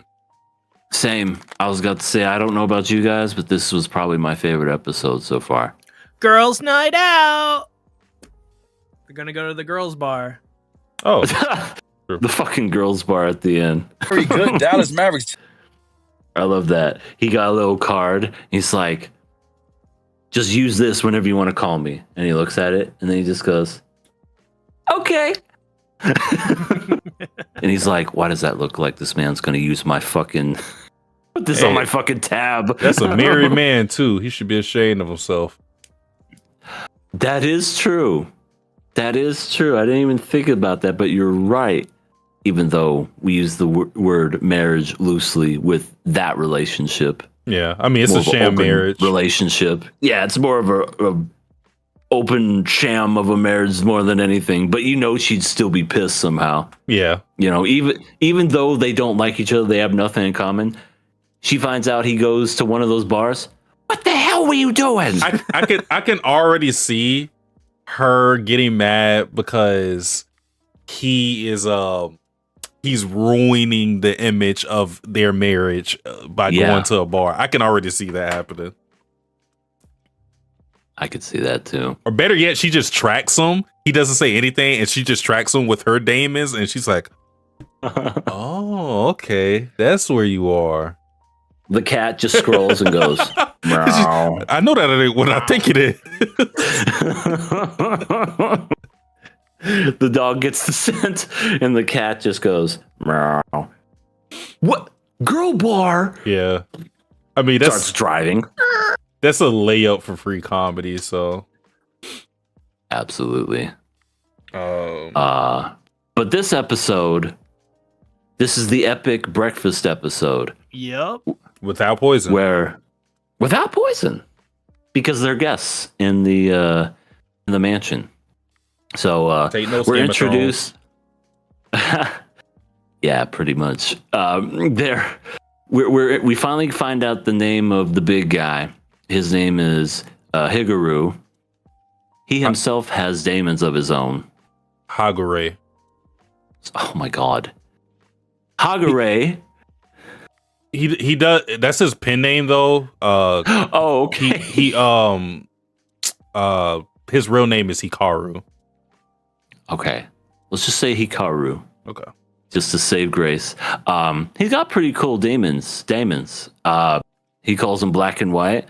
Essentially, he uses one Daemon to fix whatever is kind of there that needs to be resolved, and then the other one gets on top and like one removes and one fixes. Essentially, is how it works, and it's definitely fits his character because he's a mangaka, and you know, it's essentially just like an eraser erasing a problem and ink putting, you know, like the finishing touches and fixing it. And I thought it was neat too because, you know, Dara was like, doesn't look the same as everything else. Is it going to be fixed? And he said, yeah, it's eventually the colors are going to bleed together and then it's going to be like as if it never happened. And I'm like, that's a really cool power. It's really neat. Yeah. It for any of my Hunter x Hunter people, it definitely reminds me of Texture Surprise from Hisoka, which was essentially him using this bubblegum power to like it was basically a power to make it look as if it was kind of like makeup, essentially, like where he would use his power to cover up visible injuries. So the injuries would still be there, of course, but it would look like his normal skin. So yeah, that's kind of how he uses his powers. I think they said the limitation on this was his like imagination or creativity with like knowing certain structure intimately. So let's say if he tried to fix something that he wasn't, let's say he tried to fix he tried to fix an injury on somebody's body. Unless he knew that person and like he knew that injury, knew how it looked before, it probably wouldn't work as well as it did with him fixing the floor, because he knows like every nook and cranny with this manner. So he was able to fix it relatively well, but I don't think it would work if he didn't have a reference point for something before. Like if he didn't have like a picture to compare it to be like, okay, this should be like that. I don't think it would work as well. Do you think that the mangaka was inspired by that character in Hunter x Hunter and used it in Daemons of the Shadow Realm? It's possible, just because they're both Shonen Jump mangaka. I would, and Hisoka's such a popular character, but I don't think this particular ability was necessarily inspired by it, just because for Hisoka, that's not like a main ability of his. And this one is unique enough, at least in this theming of it being centered around a mangaka. So I feel like, if anything, this may be one of the first abilities that she came up with, given that she's a mangaka. Fair enough. Yeah, that is pretty cool. I do like how he's like a stickler for detail, which I think will come in handy later on. Check. I think that'll be like a. Whoa. I think that'll be like a like they'll call for a moment where there's going to be a detail that needs to be noticed, and it may not even have to do with his ability or whatever, but it may have to do with just in general, like they may miss something and he may notice it. Yeah. And that may come up again later. And he's going to have a big role when that happens. Yeah. I could definitely see that. He's like a real stickler for the details, like real meticulous with it. So I could definitely see him being utilized to maybe he'll end up helping them with this with the disappearance of Yuru's parents. Yeah. And what we found out about not just him, but the other two, Asuma and Jin, they're all related. They're all half brothers. Yep. All different mothers. Mummies. And I'm guessing the same dad. That's interesting. Yeah, and they were taken aback because they thought Gene was the oldest one, just based on like his like very his demeanor, angry eyes and whatnot. And this is to add on to the Asuma's evil theory once again, but we found out that Hagure is the eldest, and he's set to be the next head of the family, which I think is very important. Just to go, okay, so the evil guy is second in line, and this guy's first. Right. It's like just one of those Scar Mufasa thing. Yeah, it's just one. It's one of those situations where things are prime for someone who feels like they should be taking over to want to take over. Because this is jumping ahead, but Gonzu, the head of the current head of the family, is basically giving his philosophy on what he wants to do with Breaking Seal, which for him, he kind of just wants to keep Breaking Seal out of the hands of other people who want to use it for their potential destructive capabilities. So he kind of wants nothing to do with the power, but Asuma was the one guy that was like, no, I think we should use the power to We're good. to govern society in a peaceful manner. And I'm like, Boy, yeah, sure. we know what he fucking wants.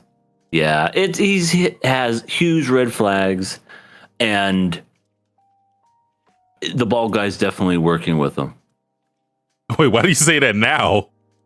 Was he in this episode? Well, he was just there, Oh. But you know how before you said that he killed that one dude, the only dude that was gonna probably have the information. He went too far. Yeah. He took him out, and now we know who he's working for now. Asuma. Oh, okay. I see. Yeah, that's what I Yeah. think. I think they're both tied, and we'll find that out later on.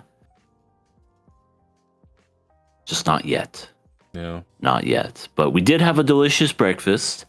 Asa was very happy to see her brother eat food because, that's something that you do when your sibling eats I tell you, anything. when it wears off, she's gonna be like, I wish this guy would go back. She's gonna be sick and tired of his ass. She's gonna be like, you're a lazy slob. You don't know how technology works. You think this is a fun wooden plank or whatever, or wood brick or whatever. You just don't get it. You know what? It's not cute anymore. It's sad. Yeah. It makes sense though. Pretty sure I already said this last time, but like her fondness, the reason why Yuru isn't as fond of Asa is because in Yuru's mind, he's grew up with his sister his entire life because they faked having Asa there with the shadow demon thing. But for Yuru, she hasn't seen her brother in years. So like that longing that she has isn't really reciprocated because it's an odd thing since Yuru was tricked by the village for all those years. So yeah, not to say that Yuru would be like Asa if his sister was gone, but he probably would be a little weird about their relationship the way Asa is weird about it. Yeah, true. At least it's not weird to the part where it's like creepy. Yeah, I'm so glad they don't do that. Yeah, we don't have the whole Sleep in the same bed, brother. Yeah, that whole thing. Spy Family. Worst character. Yeah. No kidding.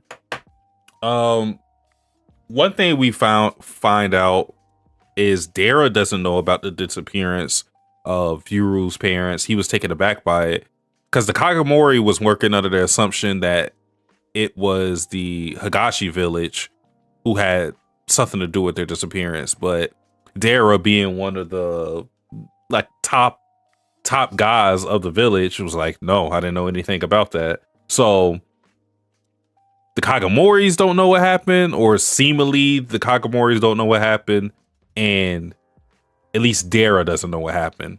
So I think what probably happened with the parents is I definitely strongly suspect Asuma in this case. I think what's going on is that he has people in the Kagamoris working under him. So in the effort that he can stage some type of coup d'etat. But he might also have some people in the Higashi village as well working under him. Just because we know the Kagemoris are basically a branch of the Higashi village. So it's not a stretch to believe that there may be some people in the village that think like Asuma. Or actually, what may be more true is Asuma may think more like the village, because it doesn't seem like he shares the Kagemori's or at least like the dad's viewpoint on how things should be run. So I think he may be working with the Higashi village, maybe going like, hey, I can't openly work with you guys, of course, but I can give you some information about the Kagemoris, because the way Asa got killed the first time was they caught her in a hospital, which they've already said that they've been after her. Anytime she goes outside, they're always after her. But what if the reason why everybody knows exactly when to get her is because he's the one orchestrating it? It could just be inside information, because he would know, oh, Yeah. Asa went to the hospital. Well, of course, I'm not going to get some guys affiliated with the Kagemori. So, hey, Higashi Village, go ahead and kill her, because he knows that he knows about the whole legend that one of the twins had to die to get their power. So, Yeah. a whole lot of yapping, but I think he has ties to both of these groups, and he may be orchestrating Like a double things. agent. Yeah. Yeah. Yeah. I could can see see that. Jinx, you want me to Yeah. Okay, hold on. There you go. Enjoy it. Thought it was neat after basically everything was kind of laid out on the table. Yoru was just like,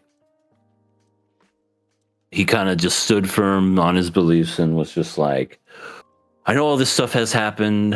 I'm not going to join the Kagemori clan because y'all decided to kill Gobble, my gobble. friends and family. Right. You decided to kill people that I knew, which I like that. I mean, how many times have we seen shows that just throw away that whole plot device just to be like, join us, we're good guys now. Okay. Yeah, let's do that. But he's just like, no, I'm not going to join. Yeah, he could. He could be safe. He could join all that stuff. And he was like, no, I'm not going to do that. I don't trust you. You know what it kind of reminds me of to a lesser scale? Well, maybe not. Maybe it's not a lesser scale, but it kind of reminds me of the whole like Ed, Al, and Scar alliance that they had at the end. True. Because Yeah. we know what Scar did to Winry's parents, and regardless of Scar turning over a new leaf, realizing his wrong, his faults, there was still never going to be like the bridging of the bad blood between those two. Ed recognized that, you know, he had regret over what he did, but ultimately it wasn't something that he was ever going to forgive. Yeah. Yeah, that's essentially kind of the connection with this as well. But yeah, Yaru sticks to his convictions. He says, anybody wants to come at me, come at me. And then Asa was just like, you stupid idiot, brother. And then we get the good old Full Metal kind of comedy-esque, so to speak, where it was just like, you know, she goes over and he's just like, oh my God, is she going to hit me? She's just like, you don't know what you're saying. I had to live this for pretty much most of my life. And I love Gabby's just like, just let him do it. You know, he's saying he can share. He's saying that he would like share the burden that you've been, you know, holding in this whole time. Just let him.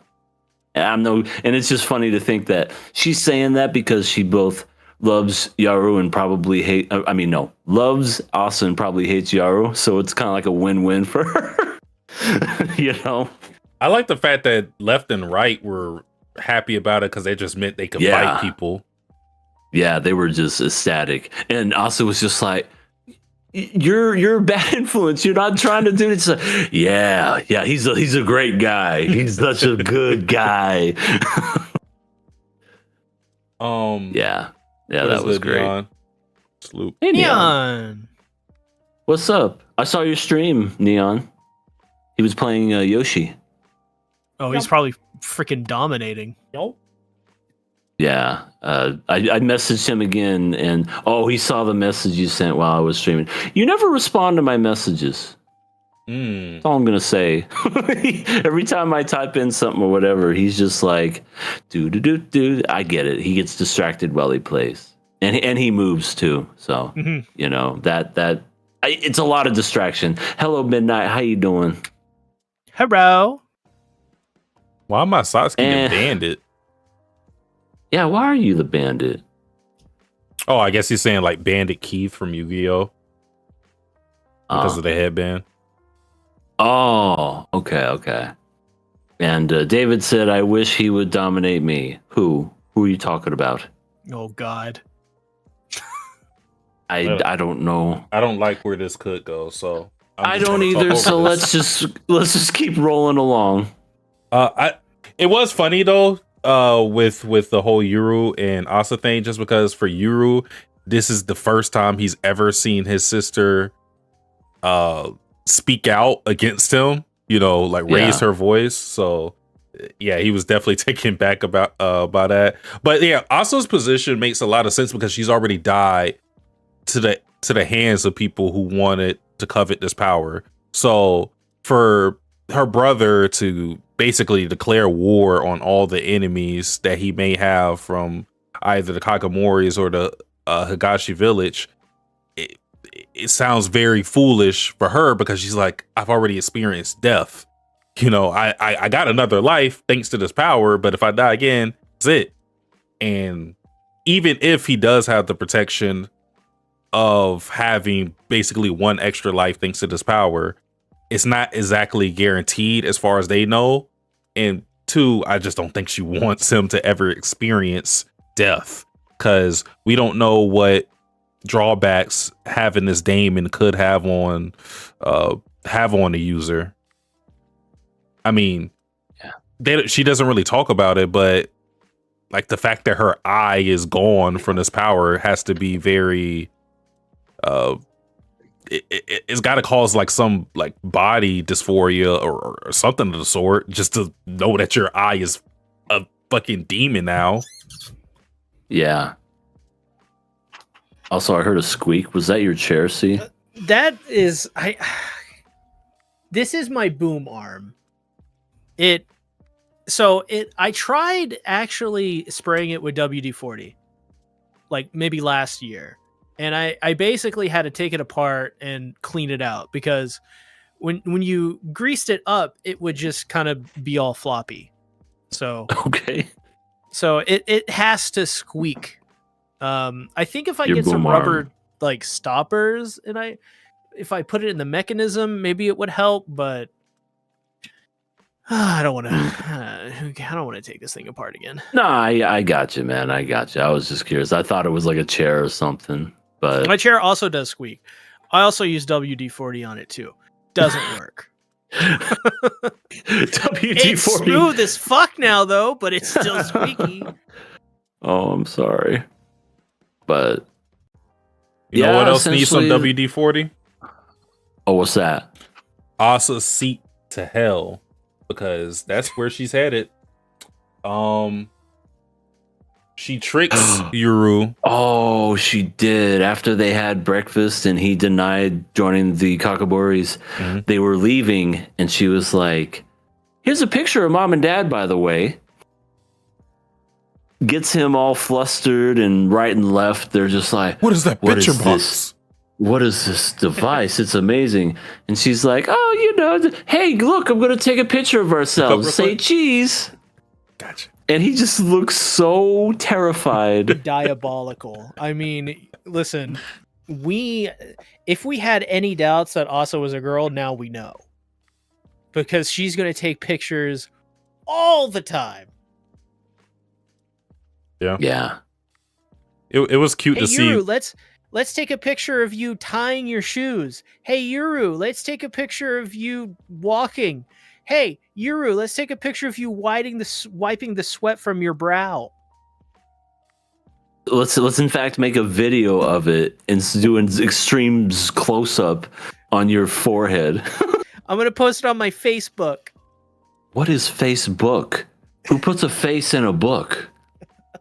That's probably what he would say, because everything's just so advanced to where his mind's just so primitive, and just the modern technology throws him off. I love it. Okay, Satsuki, I'm gonna ask you, which Asa is better? Asa from this show or Asa from Chainsaw Man? And I know you don't know who Chainsaw Man Asa is, so I'm gonna rely on you on this one. I'm gonna just go with this Asa. This is the only Asa I know. You're probably correct. Good job. Thanks. Look at the picture. She's so cute. And then Yuru looks so terrified and just like he's seen the devil. And then that evil smile of hers. I got his picture. He's probably thinking like his soul is being trapped in some like Gojo box or something. Yeah. Yeah, he's probably, yeah, that's like the worst thing. He's like, I don't know what's happening, but now I'm just terrified. It was cute to see left and right. They wanted a picture. They're so happy They to try to did. get a picture. But of course, that didn't work since they're just spirits. So, Yeah, I just love how it's like you just see a gap and they're not there, and even Yoru still has that terrified look on his face. She's just taking pictures left and right, and he's just like, oh, yeah. oh, too funny, too funny. Then yes, that leads to the, Yoru and company were gonna leave. Daro gets the contact information from the girls' bar. That's how they would kind of like be in contact without any like information, whatnot, like phone numbers. And then, of course, we get, in my opinion, the best scene where Asa says her goodbyes. We had established before that. Well, she had established saying that if she even left that mansion, the barrier that's protecting her, she could be succumbed to like anyone that wants to try to kill her at everything. She risked life and limb to go back out there and hug her little brother from behind. I was like, oh, how sweet. It was sweet because she finally got the hug that she wanted, even though it wasn't traditional hug by any means. But Yoru, like, finally confirmed it within himself once he realized this is the real Asa because of just her hand and how she said something exactly when she was little. It just reminded him, and he was just overcome with emotions. And I got a little teary-eyed. I'm not gonna lie, that was so sweet and tender. Yeah. I think the moment before that was great as well, where Asa tells Yuru that their parents didn't want to leave him because Yuru is a tough guy. I'm not going to say he's faking like he's a tough guy. He is a tough guy, but because of who he is and like the current mission he has, he doesn't really allow his emotions to show. So this is something that he's kind of just he's taking the whole man approach, which is like, fuck it, we ball, just gotta move on. Because the whole thing of after he found out, after the whole village got shot up and whatnot, and he finds out that the sister that was in the cage wasn't really his sister, and he has to come to terms with his parents leaving without him, but taking the sister. That had to felt some type of way for him, where he's thinking like, why didn't you take me? Why did you guys abandon me but leave with Asa? And Asa reassures Yuru that no, they loved him too. Just the circumstances didn't allow them to take him, because that really affected him, because he was probably wondering why he got left, why he was the only one left in the dark. Yeah. I mean, it probably did help to contribute to his independence, though, which I think is something that's already come in and clutch and kind of helped him and helps him. Yeah, Oh, for sure. Yeah. Pretty sweet. Nice, tender moment. I like this show. Yeah, no, it's that's just pretty fucking good. awesome. I was wondering why they kept the whole mystery. It wasn't even a mystery, really. But I was wondering why they kept doing the whole thing of Yuru. He kept calling Asa his sister allegedly. And I was like, at this point, I was wondering if they were doing that because they were going to try to do a twist where Asa wasn't actually Just the get a real blood Asa. test. Get a blood test. Well, we pretty much did do that with left and right going with them like smelling her butt. I'm like, no, this is your sister. We know. So we had confirmation on it. True. But the way he kept going, like, oh, that's my sister allegedly, I was like, are they saving some twist or something? But no, they were holding it back because Yuru was just skeptical of Asa the entire time because he just couldn't imagine his sister being like the sweet innocent sister that he grew up with the entire time behind that cage that she was locked in. He couldn't really bridge the gap between that image of the sister behind the cage and this sister with the eye patch who's more jaded and whatnot. He just couldn't fathom it. But when he gets the hug from her and he gets the hand on his back, it just flooded the memory of the sister that he already knew. So I really did like that confirmation because again, I was wondering why they kept Yuru going, questioning if Asa was his real sister, but it made that moment a lot better when he goes, no, that is my sister. Yeah. Perfect. So perfect.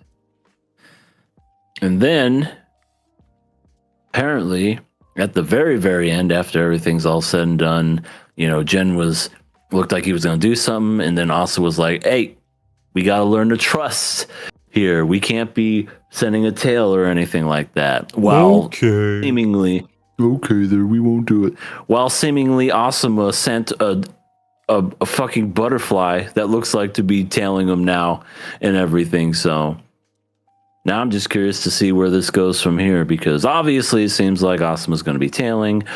Asuma's evil? No, it's crazy. But yeah, it's right now Yuru and company are going to be trying to find their parents or his parents, excuse me. I think the thing that was the most interesting is what Gonzo said, which is left and right weren't supposed to go to Yuru. This was a power that was supposed to belong to a third party because the left and right are there to keep the power or break and seal in check.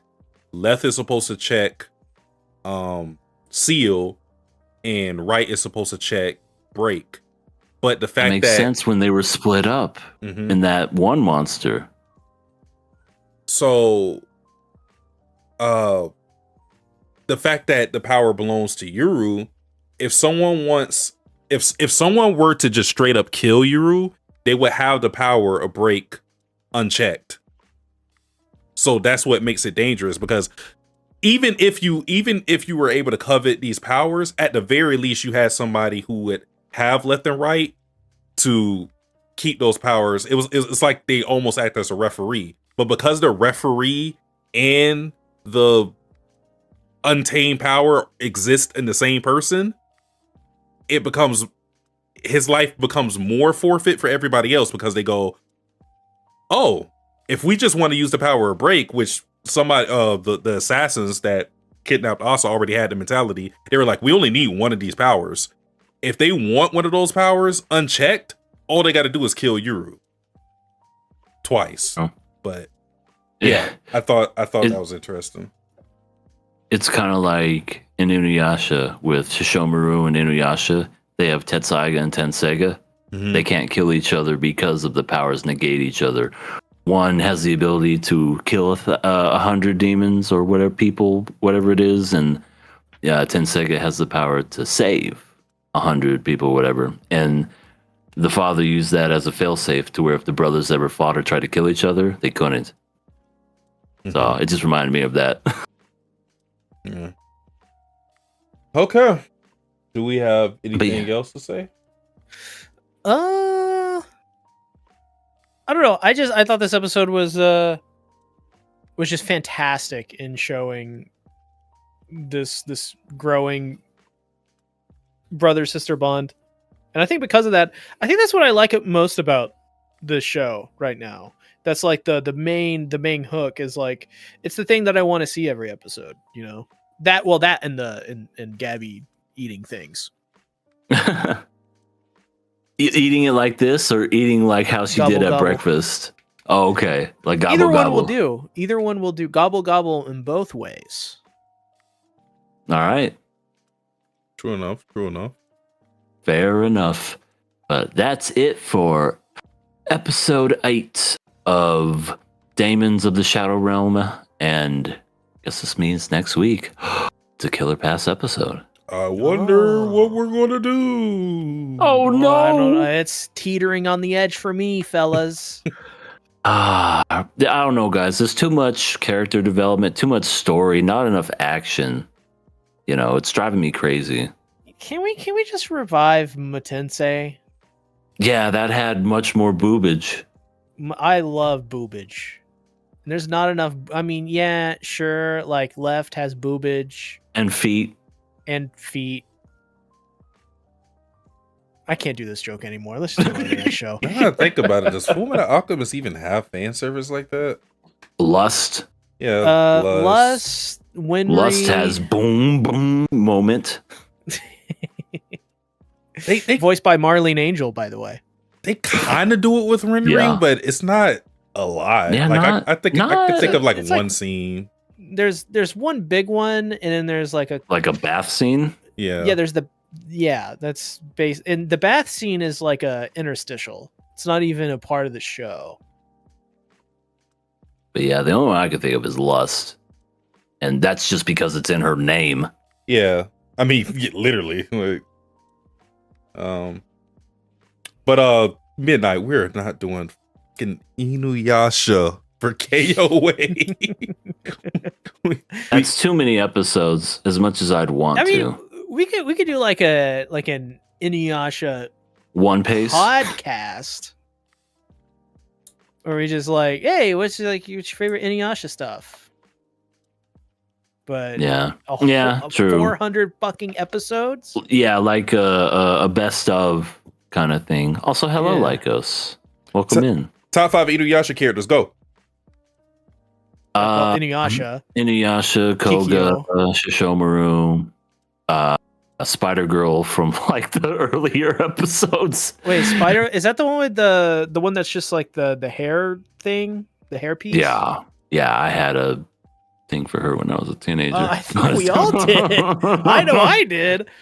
And plus, they would play that episode all the time. And Sango. God, I had a thing for Sango. Yes. Yeah, so I think it would be very similar to EA's. It would be Inuyasha, Kikyo, Koga, Sango, and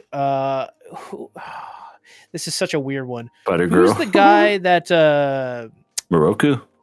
Moroku, he swallowed up the other guy. Or no, not Moroku, the main What? guy.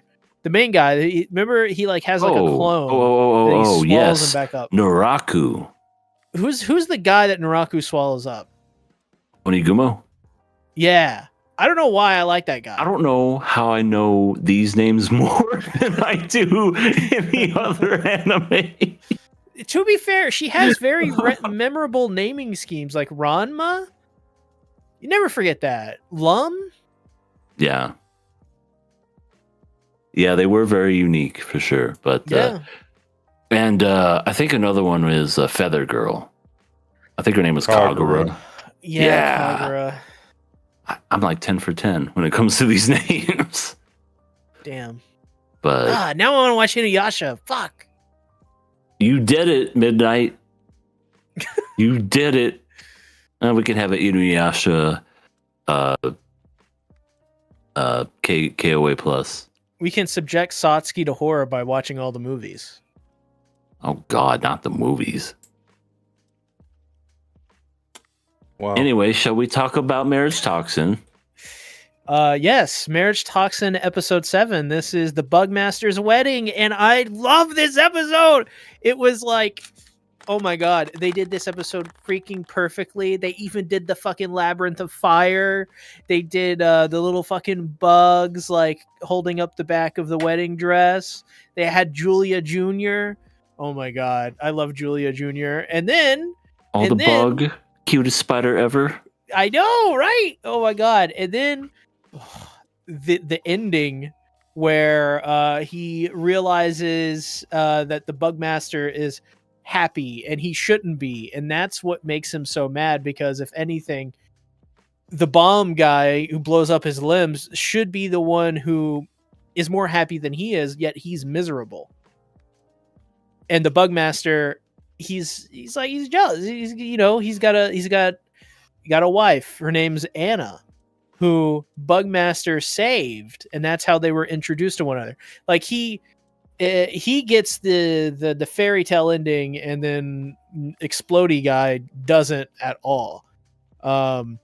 So I don't know. Maybe we'll see like a redemption from him in the future if he pops back up. I could see the show doing that, because the show's really outside of breaking with traditionalism. It is also about the healing properties of love. So, but I love this episode. This episode was awesome. This is everything I wanted from this episode. One of my favorite chapters early on in the series. But what did you guys think specifically about May draining Garrow's wallet? That's on par for him. He's a shyster he's a meat eater. He loves meat. He loves the meat juices, but also loves expensive sushi And clothes. And when it comes to just being a con artist, when it comes to marriage, he hasn't missed a step. You know what I mean? He's right there when it comes to just being with Garrow, taking advantage. And it's like, oh yeah, you want to invite me? Well, yeah, you better give me the most expensive thing possible. And Garrow must be rich and loaded, because it's just not a problem for him. Yeah, he's a part of the Poison Master clan. So as we learned in this episode, the Bugmaster clan owes a lot. Yeah. To the Poison Master clan, or at least that's what the Poison Master clan is purporting. Garrow's different though. Garrow is always a little bit different than his parents. A little bit different, breaking traditions.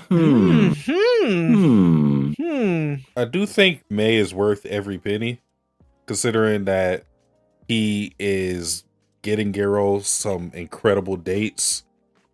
Yeah. I mean, true. Like, how many times have we seen that where it was just like, oh, don't worry, I'm a professional, and they suck ass? It's like Bender when he set up that whole Valentine dating thing. He's like, you just got all these people from the bus stop. It's just all that kind of stuff from Futurama. But yeah, May is a 10 when it comes to like being the best at their job. Sure. Oh yeah. The only downside is he is completely useless in battle. Yeah, that's it. True. I mean, yeah, I guess that last arc he didn't really do much other than run away. But he did help in the first arc with the shark. Here's the fucking needle. At least helped with that. But other than that, yeah, not a true fighter. But, when you have to con somebody, that doesn't mean you have to fight. Yeah. And then all the fights are with other masters, so there's not really much. Even if he could fight, there's not much you could do against any master, unless you are a master yourself, as we've seen. Because these guys are like the pinnacle of whatever subject that they choose to master. So yeah, we had a new character in this episode, Yamada, who was I'm going to blow up all of my limbs, and you can't stop me. Speaking of masters, he needs to see a dentist master because his teeth looked horrible. Go. He what do you mean? I just have a bomb implanted in my mouth. he was living pretty bad, broke, dirty, nothing really going for him. until he basically gave his body up to cover his depths to some puppet master guy who augments his limbs. No, I actually don't. That's what he did. That's what he did. That is like, I'm being super literal. That is what he did. He sold his body. You know, you said he gave it up. That too. Like in a literal sense, that's what he did. He's like, here, take my arm, take my leg, take my He probably has no dick either. I mean, yeah, bomb dick. He bombed dick. He has a bomb dick. When he climaxes, it's game over for everyone. Oh my god! I mean, yeah, that's the explosion you don't want. He's like, "I'm coming, baby." But yeah, he has augmented bomb limbs now. And the thing that made me laugh is that he's like, fuck yeah, I could wreak havoc on society. And he just punches. He immediately blows up his limbs to beat two salarymen who have nothing to do with him. These are literally random guys off the street who probably just got off of work, went drinking, they're trying to go back to their wives or something, and he just blows their heads up. And I'm like, he'd even kill like the loan sharks that he owed or something. He just killed two random people. I was like, what the fuck? Excuse me, sir. Do you know the directions of?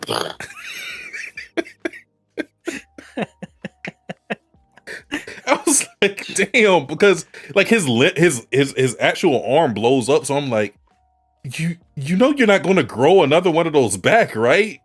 He crashed out immediately having his power. I was like, that's pretty impressive. And then he just so happens to beat Buckmaster Toshiki, and who, like, you know, thoroughly defeats him and then treats him with kindness, gives him hugs, and is like, yo, disarms relax, little the buddy. bomb in his tooth with a bee. Oh yeah. Like, relax, little buddy. You'll be all right. You don't gotta die. Live life or something. I'm surprised how this series is able to make bugs seem even more adorable than some of them already. I think spiders are adorable, but just like they made like bees seem like even more adorable than they already are. Like the tarantulas. I mean, bees. Tarantula lives in his mouth. Bees are cool. It's wasps that are bees. ass. Yeah, wasps are assholes. I can attest to that. I've been stung by a wasp. Oh, I've been stung by. Oh, God, it happens every like 10 years. It's the worst. I never forget them. Yeah. I name every one of them, and I bury them in my backyard and put a stone and engrave and take a knife and carve out their name on the stone. You really hate the wasps. But Respect. Even before that, Yamada, or before we got his backstory, that is, like C already said, he rains bombs on Garo because he wants to crash his wedding so bad. And then the Merc guys that he had with him just get dispatched so quickly, they weren't even a threat. But the entire time Garo is just like, he's kind of doing what Toshiki did to him, which is basically just little broing him. He's just like, relax, little man. It's not all that serious. I'm not going to go full power on you. You don't deserve to see my full power. That is until he eventually says, yeah, I can't beat Garo, and then just decides to crash out on Toshiki, which I'm like, oh, okay, yeah, I guess. Yeah, but he sees the love in his eyes. He sees that smile. Yeah. And he's like, shit. Yeah. I lost no matter what I do. I love it when shows, movies, whatever, make a very intimidating man look like scary as hell, but they're just a soft, gentle giant underneath and everything. I don't know. It's a trope that I'm not tired of. I understand like that's like a thing that people, it's like, oh, the gentle giant trope or whatever the fuck it's called. I love seeing that kind of stuff where it's just like intimidating look or whatever. And it's like, oh God, he's going to kill me. And then he touches him and it's like, you forgot your keys or something. Or like, here, you dropped this. It's just so cool. People say they're tired of it, but I mean, look at Terry Crews. You look at Terry Crews, you think he's going to rip your face off. And then he says one word and you're like, oh, this guy's fucking, he's so charming. I mean, I honestly feel like that is something that is kind of regular to see, at least with people who have always had a build like that, just because those people tend to be like very secure in like who they are, or like because for some people they'll get a body like that or something, they'll become the big guys and they didn't want to show it off. But some people who have always looked like that, like people who have always been like these giant dudes, they kind of don't feel the need to prove themselves, so they end up being like real kind, gentle people because no one really wants to mess with them.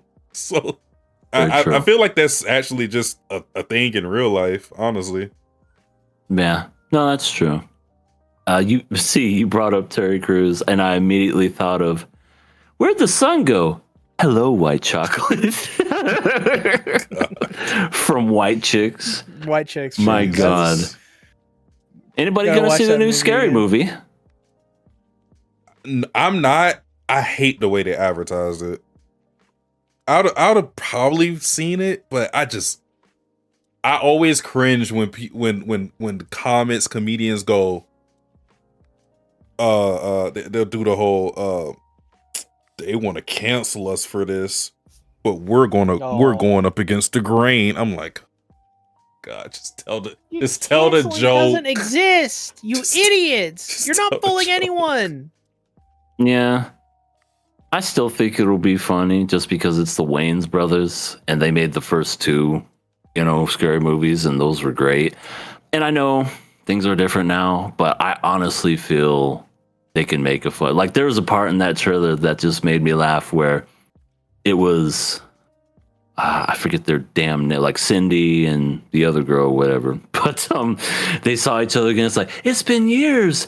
Oh yeah, how are you? Oh, I'm a Republican now, so I'm racist. And she's like, oh, it's okay. I think white people are racist anyway.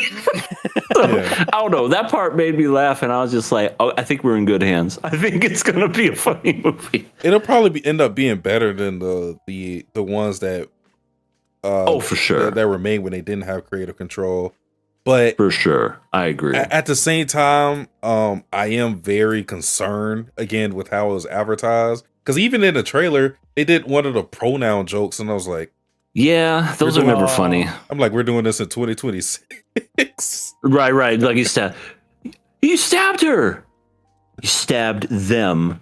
I was just like, oh, okay, we get it. We get it. But we'll see what happens. If it's one of those things where it's nothing but good stuff was in the trailer, then I'll be like, well, at least I got this bong popcorn. Oh yeah, that's a thing. I saw that. Garrow had a great speech, even though he didn't do it himself. May fills in and does Garrow's speech for Toshiki, and it's just him saying how great of a guy Toshiki is, how kind he is, and that in Garrow's eyes he's the coolest guy, which means a lot for Toshiki because of the brief backstory we see of him, which is because they're a branch family, his father is especially strict on him and his son showing fealty to the Poison Master because they're one of the top 5 families. So he's always had to like lower his head, and he's always had to feel inferior to the Poison Masters. But Garrow being Garrow, he treats him like an equal. He never reigned any superiority over him, and he just treated him like a friend. So I think I think his standing in the family, it makes their friendship mean a lot more, because he could have easily have been, he could have followed tradition, been anybody else in the Poison family and treated him like shit, but he treated him like an actual human being.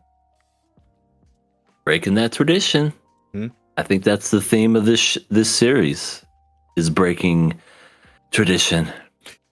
And it's kind of planting those seeds more. And you got to think, because of that, in a way, Garo may have been the reason why Toshiki was able to find someone to love, because more likely than not, Garo's the first person that treated him like a normal human being, which probably allowed him to, find a seemingly normal girl and get in a relationship. Because I don't know how things work in this clan. I don't know if everybody gets arranged marriages, but I can imagine for the top families that things go well in their relationship, as far as there being mutual love or whatever. They're probably just trying to keep up the bloodline and that whole thing. But Toshiki was he got with Anna. They seem like just a regular couple, despite the butterfly wings and bees and stuff. And the bugs and the spiders and all the other insectoids. And I just love at the beginning how the kids were like, ha ha, hee, hee, hee, just enjoying themselves while they're like playing with bugs and everything. I was May, I'd be so terrified. I'd be like, fucking bugs everywhere, man. This is scary. She got an invite, or at the very beginning, May did, and that just goes to show how great of a guy Chosuke is, because I think he realized that, oh, you're doing a great job trying to get somebody for Garo. Please, come on. And yeah, that just speaks to his character.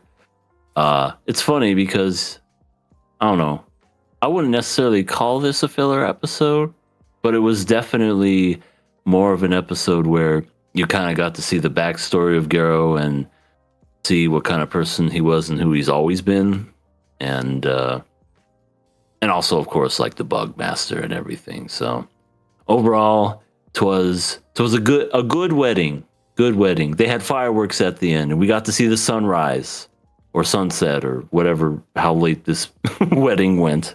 Fireworks, thanks to the literal blood and sweat of Yamada. Thanks. Yeah, that was so nice of him. He owed all that money, and the loan shark was like, Hey, what are you doing? Don't you? Damn it. There goes 50 grand. That'll never get back. I like at the beginning of the episode when Garo gets acupunctured by one of his friends. oh my god. That dude has the highest high top I've ever seen in anime. It's long and tall and gray. It's like Bart Simpson if he was a grandpa or something. Is it the guy from One Punch Man, Goro, like that has the same thing? Or Not quite. No, not that big. Not different color hair too. Polnareff is Well, kind of like that from JoJo. He looks like he should be in an 80s band, like an early 80s new wave.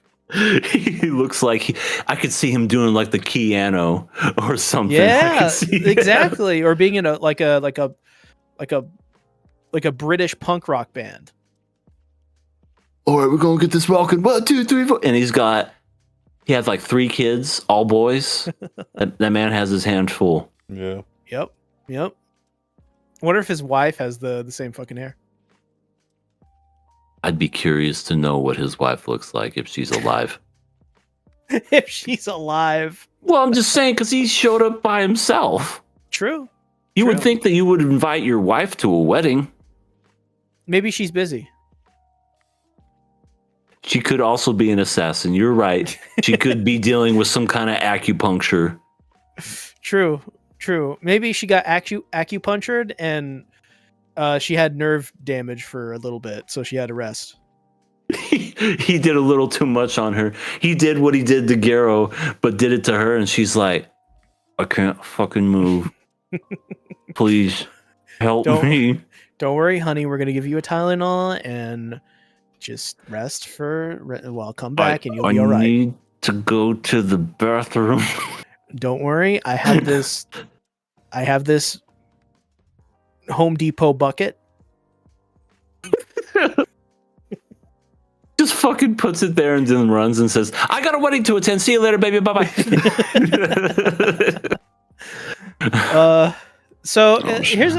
Here's a couple things you guys didn't notice. One thing you guys didn't notice. Do you guys remember in the flashback in this episode when there's all those caged people that are standing behind him? Garrow? I don't. Well, one of the caged people is going to be in the next episode. In fact, one of those caged people is Kimie Arashiyama, who is going to be the next girl. The one who was on the phone? No, they do look similar though. But that's not her? this is from the preview from the end of this episode. I saw the preview and I'm like, this is C Tactic's girl. This is his girl. Dude, she's everyone's girl. I promise you. There is not going to be a single soul that doesn't like Kimie. I wonder who's going to do her voice. Jesus. Curious. Literally from the heavens. It's literally from the heavens. What's her name? But yeah, Kimie Arashiyama. Okay, let's see. Found her.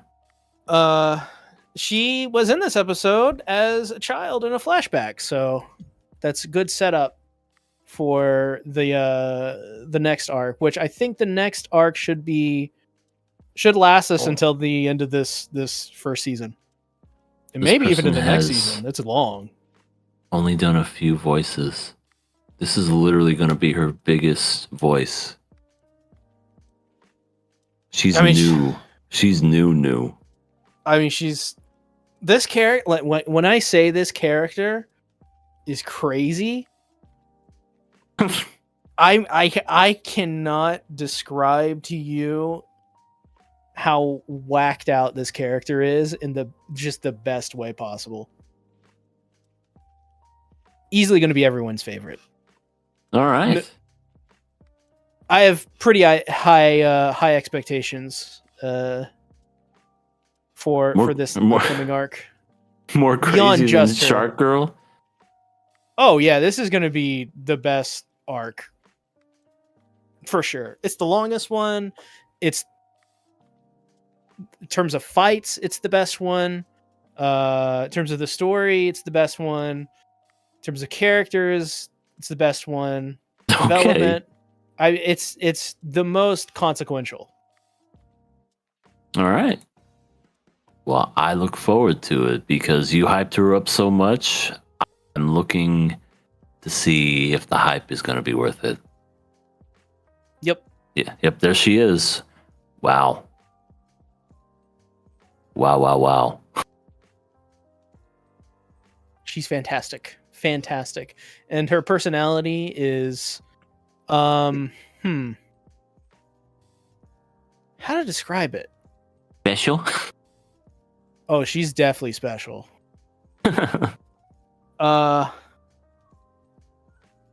She's crazy. Like she's just whacked out. You'll see what I mean. But is that it for the episode? Oh no, well at the end we see there's a bunch of people targeting. There's an organization targeting people like Garrow. Okay, so that wasn't her. For some reason I thought that was, but it does not look bad. like her because they both have pink hair. Yeah. I wonder if it's like a sister or something. But I guess I'll find out. We'll find out. Well, moving on to our next show. We got Akane-Banashi, episode 8. Damn, boy, he thick. I don't know why that was there, by the way. It wasn't something in the manga. I don't know why he was shaking his ass like that. Oh my god. I just remembered that. I saw that and I went, Satsuki? questions. Answer now. He was just, and you just heard it. Doing, doing, doing. It's like, what the hell? What? God damn it, C. But yes, the voice of Hachiman is thicker than a bowl of oatmeal, and this was pretty much an episode that was mainly focused on his style, and I just loved the idea because this is kind of one of those things that I don't know. I feel like some people can be like pretty torn when it comes to this, like an adaptation of something older versus the original stuff that was like hundreds of years ago or whatever. It's something that's been done so many times before, you know. Like one of the big examples that I always remember is 10 Things I Hate About You is a modern day movie of Taming the Shrew, which is a William Shakespeare play. And, you know, it's something that not a lot of people know. Oh, Brother, Where Art Thou is a modern day, it was set in the 1930s. It's a Coen Brothers film about Homer's The Odyssey, which is being made into a movie this summer. Great book, great movie too. But anyway, it does beg the question, is it good to adapt things into modern things, or should we respect the fact that it's older? And, you know, like kind of keep it in the older perspective, because I don't think there's a wrong answer. I think if you do it right, it can work both ways. Yeah, no, I think I would dare argue it is paramount to be conservative and to also be progressive at the same time in how art is presented. Because I think one of the sayings that everyone likes to use is there's 5 stories and it's repeated over and over. I don't know how true that is. I don't like to look at art that way, but that is, you know, that's the general idea that people have of art. It's the whole point of that saying is things are built upon what came before. So to push the envelope and modernize something, and I think he showed it off really well. They even said this clearly is a gimmick that he's doing because he's making up for his deficiencies elsewhere, but that still legitimizes the thing that came before, because it's just making something more relatable to a more modern audience, and it's still paying respect because you know, I think the saying is true. Imitation is the sincerest form of flattery, and like you can't okay, so like there's just so much nuance to this that's so fascinating to me, because like if we were to go and create something new, right, chances are the new thing that is being created is in some form or fashion a complete ripoff of something that came before. Sure. Mixed like with it's been done. Yeah, mixed with another thing that came from another thing. So it's everywhere. It's everywhere. This idea of making things newer and seem more fresh. It's just everyone has a different way of going about it. So I don't think he's wrong. I think some people would be offended by that and say, you know, what about the purity? And I don't think they're wrong either. I just think it has to do with perspective and the way it's presented. Yeah. I mean, hell, Star Wars is one of the most influential movies of all time. And that film is influenced by so many other things. Kurosawa films, samurai films is what the Jedis are. It's a Western, you know, in a sense of just like the way it feels. It's inspired by the old Flash Gordon films of its time and everything. So, even something as influential as that got something from other things too. So it's very interesting. I just loved how they went about that this episode and how they did it. And you could kind of say that maybe Karashi was being a little disrespectful just because, it showed the flashback and how he was like watching Rokogo and saw that this dude was falling asleep right next to him. It's like, this is boring. What it kind of reminded me of is like somebody going back, younger generation, trying to watch a black and white movie. And trying to sit through it and probably thinking, this is stupid. Why would anybody watch this? Why would anybody watch the original 12 Angry Men when there's a modern day version of it and you could watch that Two and a Half instead? Men. Yeah, 2.5 Men is way better. Yes, that movie. Yeah, I think with Karashi, I feel like he represents the shift that is being ushered in the Rakugo world that it seems that Isho is a part of as well, given that we know what he did with Akane's dad to start the series. But it seems like his role, him and Karashi's role currently, is kind of making Rakugo appealing to the youth, because Rakugo is definitely a form of entertainment that isn't for the youngsters, so to speak. You're getting a lot of adults and older people into it.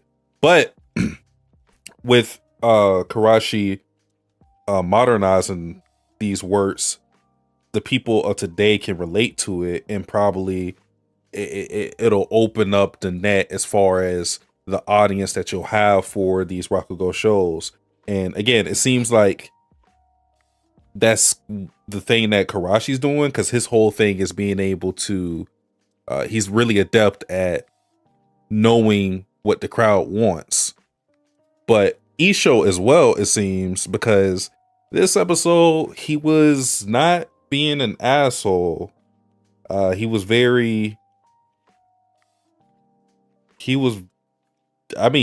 the first guy that we saw perform, he praised him. And with Karashi, while he said that he didn't laugh from his performance, he did praise him for getting the most laughs out of anybody that performed before him. So it seems like we're getting him in a very reserved fashion. And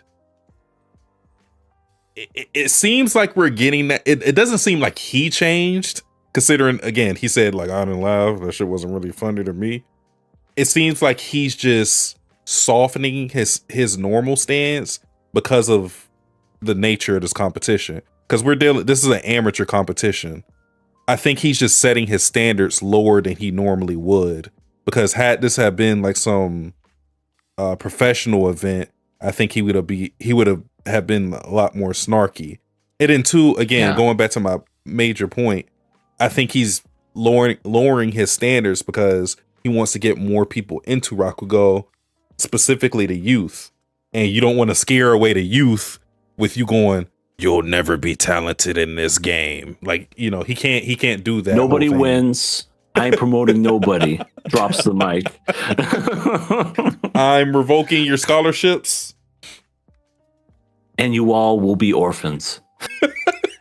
Also, I'm taking away your IQ because all you are stupid. I'm going to do what Mr. Krabs did with the movie, rewind it, and take the movie out of your memories. Oh my God. Another thing with Karashi is just him believing, and I think this is why he presents himself as pompous, because he believes that self-esteem is one of the best assets you can have.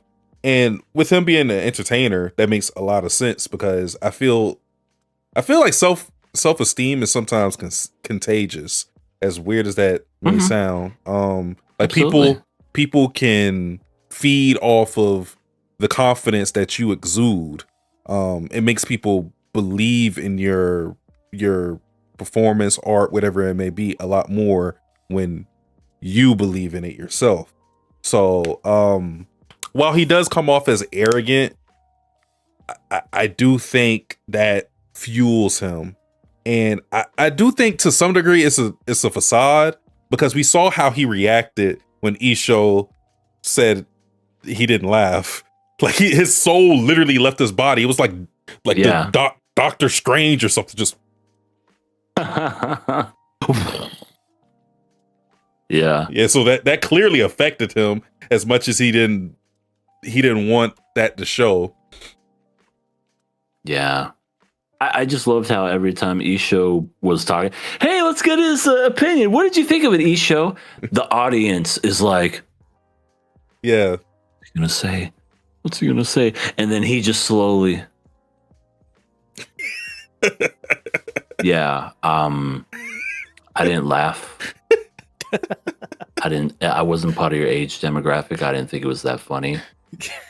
But hey, you got the most laughs. Everybody else loved it. You have a bright future. And then puts it back down. Then you just hear like a huge sigh, just, oh, hey, you liked it. Yay. Yeah. They're just really hanging on to what this old man has to say. Yeah, it kind of reminds me of American Idol Simon. Like he was the one that you had to, right. Yeah, he was the guy that you had to impress, because you always knew he was going to have the most criticism.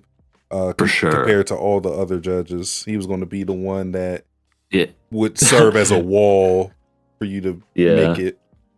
Randy Jackson was always, that's a no for me, dog, or yeah, that was great, dog.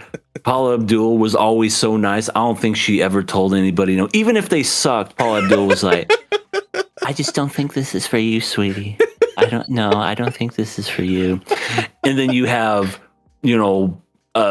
Simon, that's just basically just like, what the fuck was that?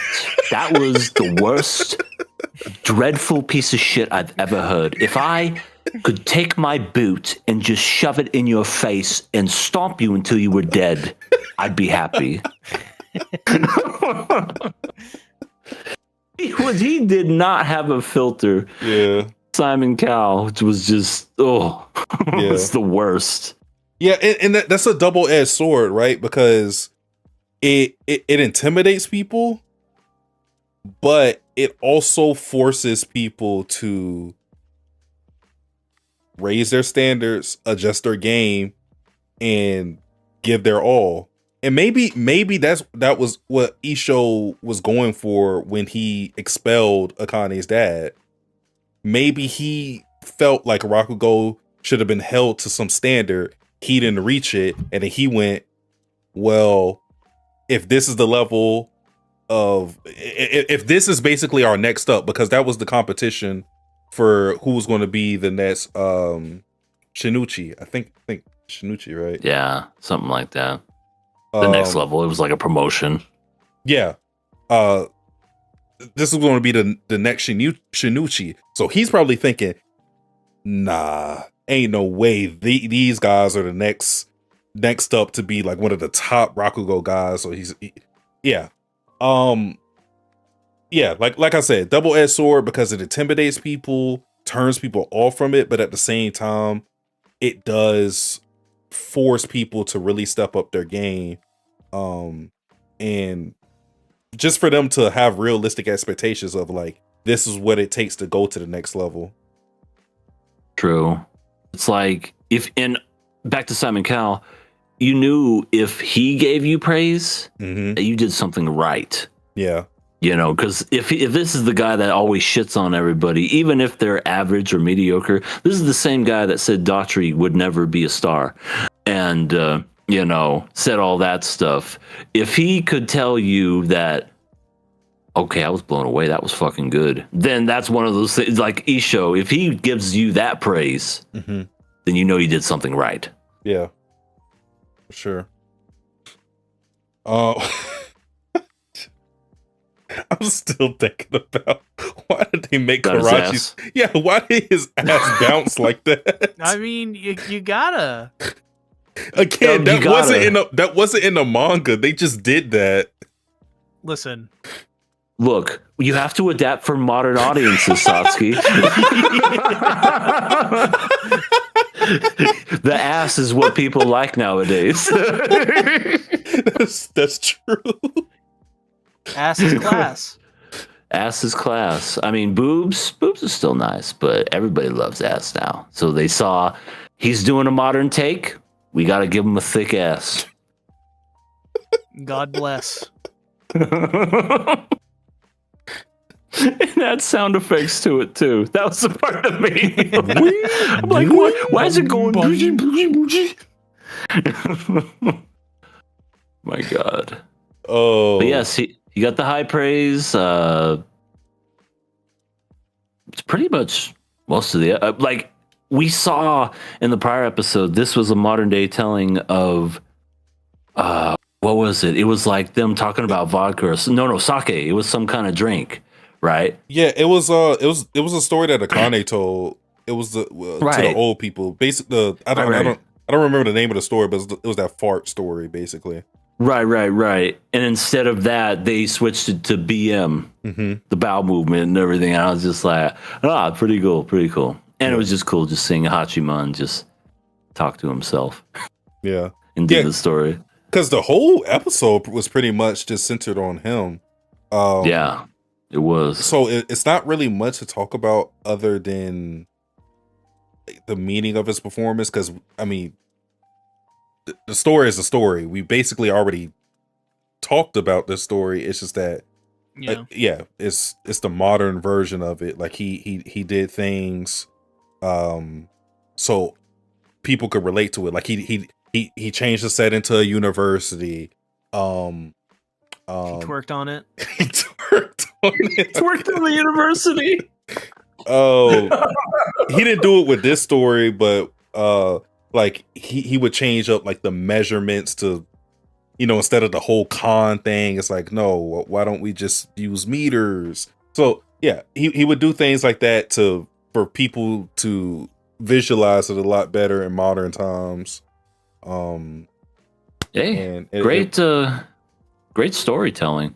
Yeah, to modernize things is a skill on its own. Yeah, the way to go. Very risky too, because you run into an issue where you may turn people off because they'll think that you're either disrespecting the classics or that or they'll just be straight up confused as to like what story you're telling in the first place. Yeah.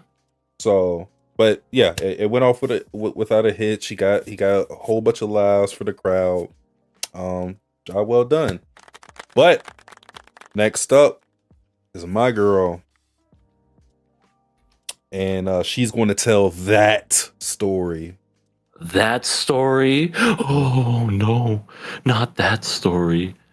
I can't wait to see what they do with her, because it's Eyes VA. So she's gonna do some range with her voice. I'm just waiting for it. What story do you think? What story do you think she's going to tell? Since they emphasized. Well, I mean, I don't really know many stories. The only thing I could think of that story is Jugamu. I mean, why would she tell Jugamu when it's already been told? But the only thing I can think of is if this is supposed to be someone that's supposed to be like a rival character, that would be something that she would do. So I'm guessing it's that when they say that story, but I don't know. It's probably going to be something else. I don't, like I said, I don't really know. Like that's the big one that I know. Like when people think of Rokogo, people think of Jugamu. Well, there's a list here. The Peony Lantern, Manju, Kawai. I mean, if you say any of them, I'm not going to know any of them. Let's see. The Peony Lantern is a Akane-Banashi or ghost story. Manju Kawai is a group of boys try to scare off a boaster. Meguro no Sanma is a naive lord enjoys commoners' food. Momotaro, a meta gag in which a father is mocked by his son because of his bad storytelling of the Japanese folktale Momotaro. Mount Head, Hmm. a tree begins growing out of a man's head. Neko no Sara, a man tries to outwit the owner of a piece of antique porcelain. The only thing I can think of is maybe if there was something that was kind of like in the voice acting setting or anime setting, like maybe that would be a story she would tell. Manju KOA is a group of boys trying to scare off boasters. Could be that story. Other see- than to that, me- I have no idea. To me, it would have to be. So she's like, she's from Osaka, right? No. She said Some from countryside. She's from countryside, so I immediately think Osaka. But so that may be. It could be Momotaro, which is a meta gag in which a father is mocked by his son because of his bad storytelling of the Japanese folktale Momotaro. Could be that.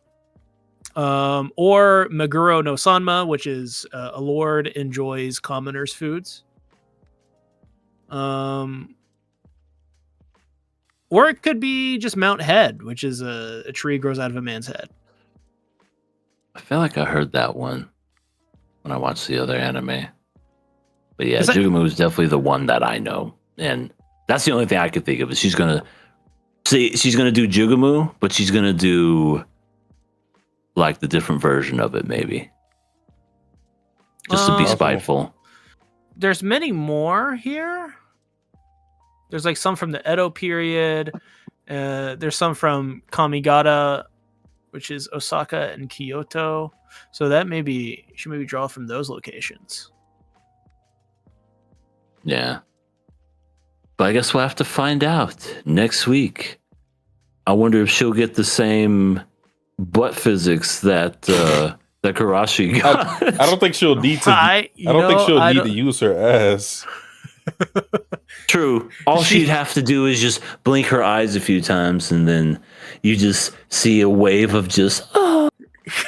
She comes out, gives a side profile, and as she turns, like her character is like completely proportionally 2D. She looks like a slim Japanese woman. She turns sideways, and like her ass is massive and like knocks everything over. She has a one-piece body.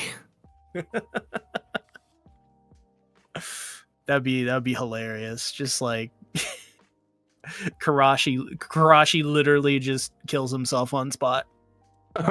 He's just like, damn.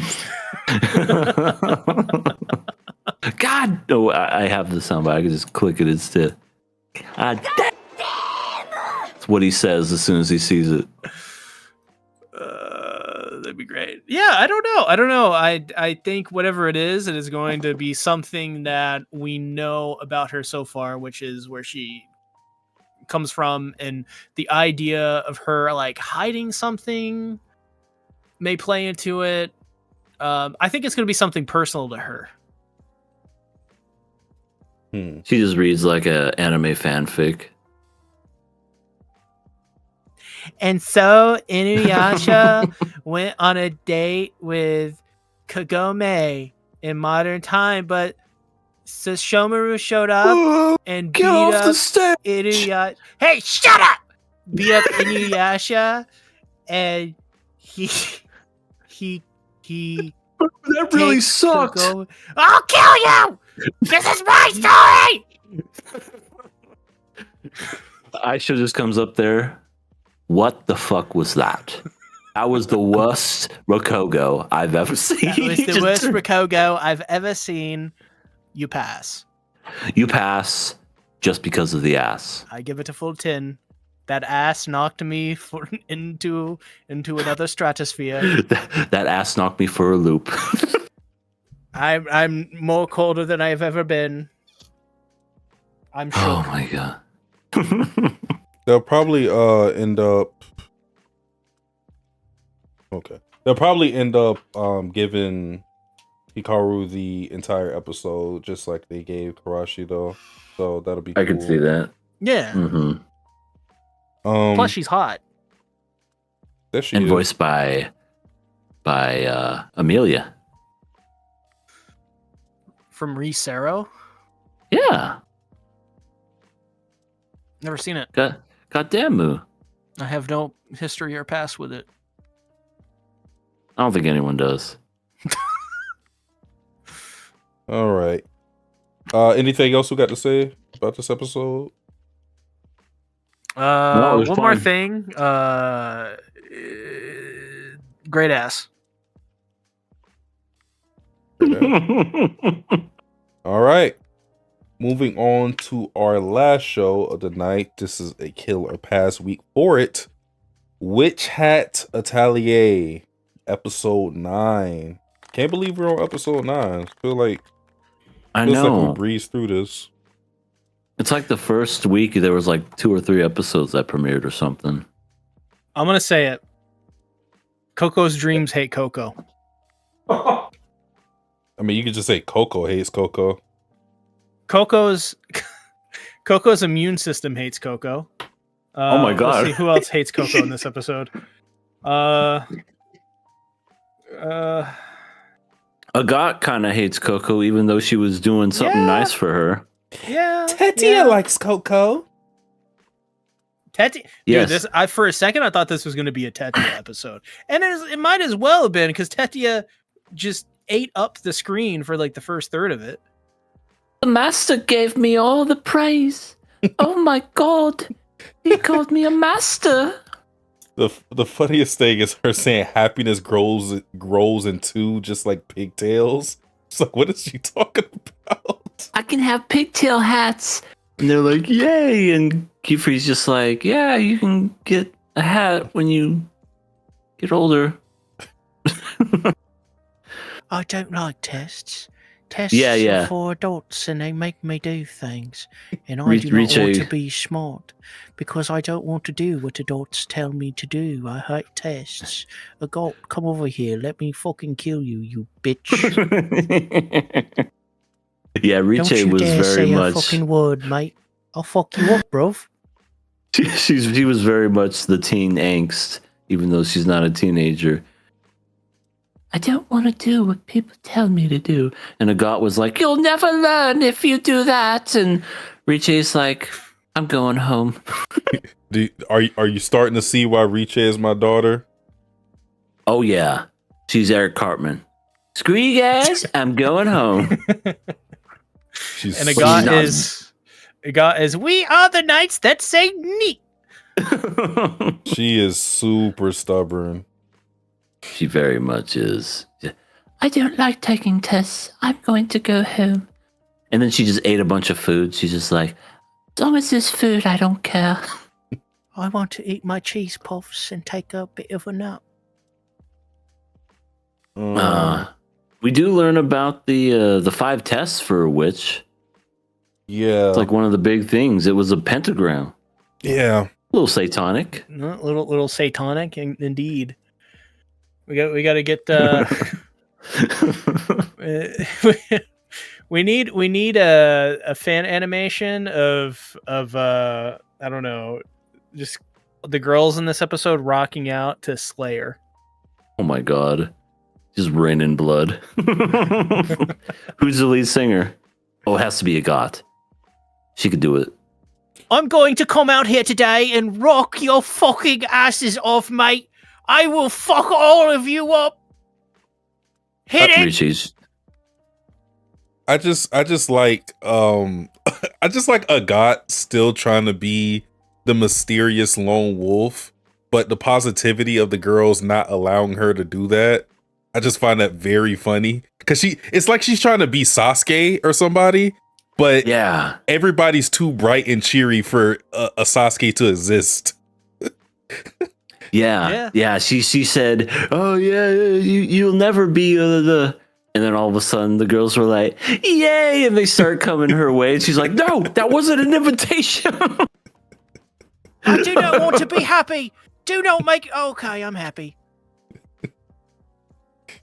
Do not give me hugs. Okay, you gave me hugs. This is actually really adorable. I'm actually going to give a hug back to each and every one of you. Oh, I freaking love you all, mate.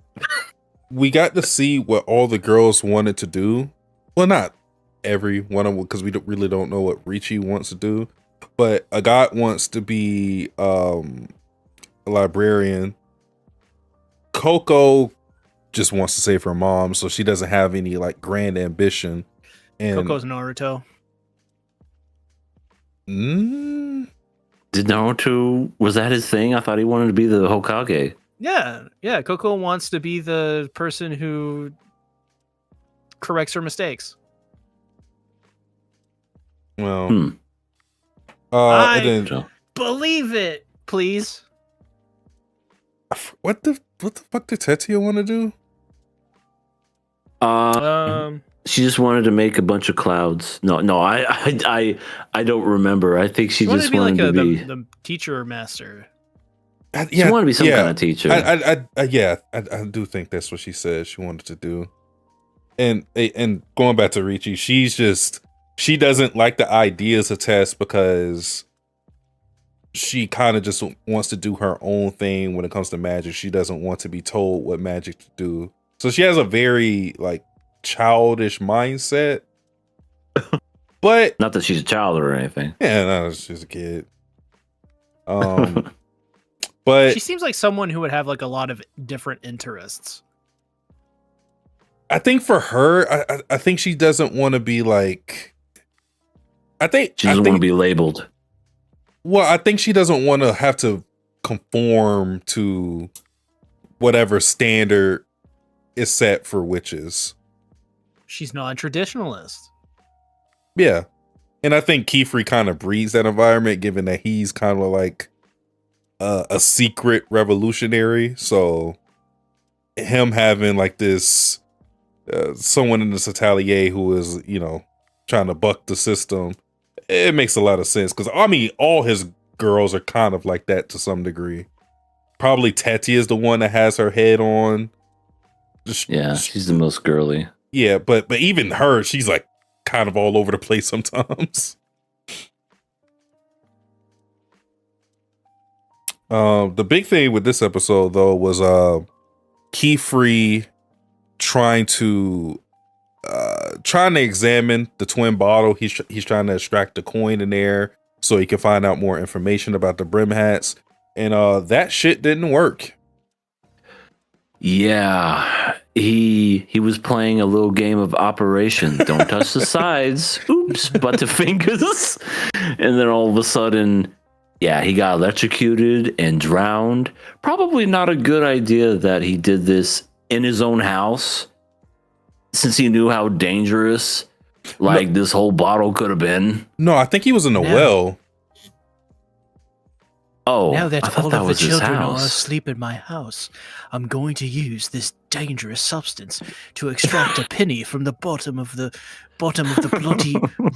bloody ink. And if I fail, I may as well just blow up the world. Oops! I failed. mean, yeah, he failed almost instantly, knowing the dangers, and great animation, looked really fucking cool. But we saw that the brim hat was there. He came within like inches of grabbing, and then just kind of dissolved. Bro, And did you see Keyfrey crawling on the ground and looking up at him? yeah, he looked weak and pathetic. He looked fucking hot. That's what he looked like. Oh, I didn't know we were going that route, but okay. Pretty hot and tempting. Might I add? So Keyfree gets a little wet, and all of a sudden you get hot for him. Is that what you're saying? No, listen, I'm just pointing out what I'm pretty sure everyone was thinking. Right? Right, Sasuke? Everyone Back me up, being you. Sasuke. No. What? Wait. Nobody. See, I think you're on your own when it comes to this. We can agree on Damn May. you, Marriagetoxin! It's definitely warped your mind. Okay. But what I was...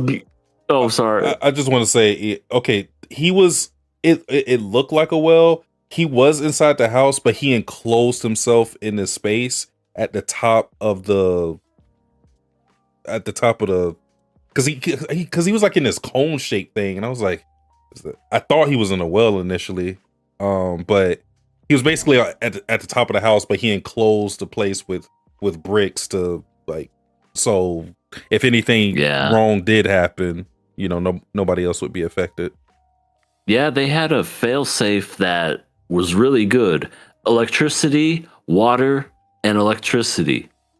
That literally fucked him up. And that was like, maybe if he wouldn't have done this in enclosure, he would have been fine. In fact, I know he would have been fine. But again, he wanted to keep it from the girls. I get it. But it definitely set it up to when he was trying to get there. Didn't quite get it because one of the brim hats just took the vial and just crushed it with their bare hand. I'm like, God, that's rough. But we kind of find out that he definitely has a vendetta against the brim hats because he wants to get what they took from him. What that thing is, I don't know. His virginity.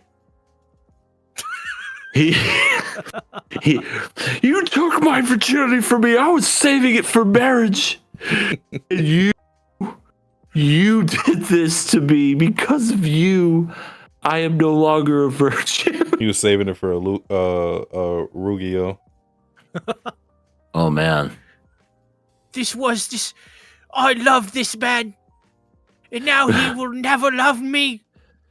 Rugio was like, something's missing here. I don't think your virginity's here anymore. What? No, I just had it. No, It was- no. Did I drop it? Oh no, I dropped it. The brim hats. They took it. No. Yeah. But that's what we learned. Other than the fact that he got numb because of it, because both him and Coco couldn't sleep. Coco couldn't sleep because she had a fucking nightmare, and he couldn't sleep because he got electrified while being submerged in water. I'm starting to think these Coco nightmares aren't just normal Coco nightmares. I'm starting to think like these are fucking messages being relayed to her poor little peanut brain. It very well could be. I mean, your subconscious does work as a dream machine in a way, but yeah, it's not looking good for Coco. I think the interesting thing that happened when Keyfree was examining the bottle is that he gives a story about how initially that spell was used for healing witches who would basically like share their concoctions that they made with other people through that spell.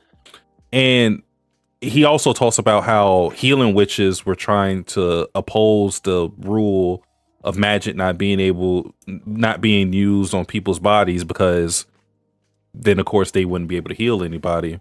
And also that confirms the idea that yes, witches can heal people.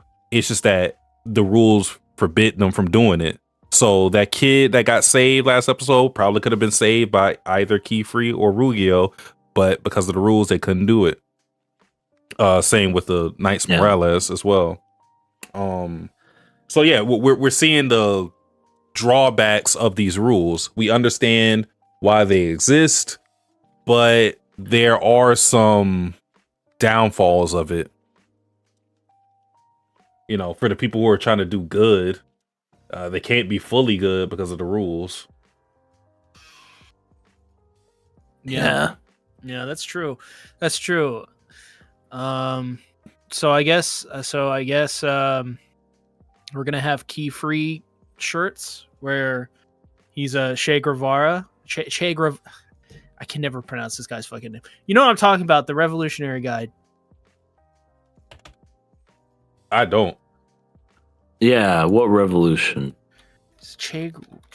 I cannot spell it. I'm just gonna link or say it. Ugh. Linka could say it. His first name's Che. Che Guevara. Jesus fucking Christ, Wikipedia. Thank you so much for phonetically saying this for me. He was a revolutionary, so like you'll immediately see him, you'll be like, oh, the guy on all the shirts. Maybe. Oh, that guy. I see. Yeah, I know who you're talking about. Yeah. I didn't know his name, to be honest, but I know who you're talking about. What about him? Keyfrey is going to be the new him. Oh, Is he? We need better stuff, bitch. He would say that. beautiful. Just beautifully said. We need better stuff, bitch. Something Aaron Paul would say. That's right. Yo, we need like some better stuff, bitch. No, that sounds like a conversation he had when Gus was trying to get him to teach the other guys in Mexico. Oh yeah, great episode. I love what tools do we need? We need better stuff, bitch. We need like better stuff, bitch. We just like I wouldn't. What? Yeah, I love that episode where he was starting to get more,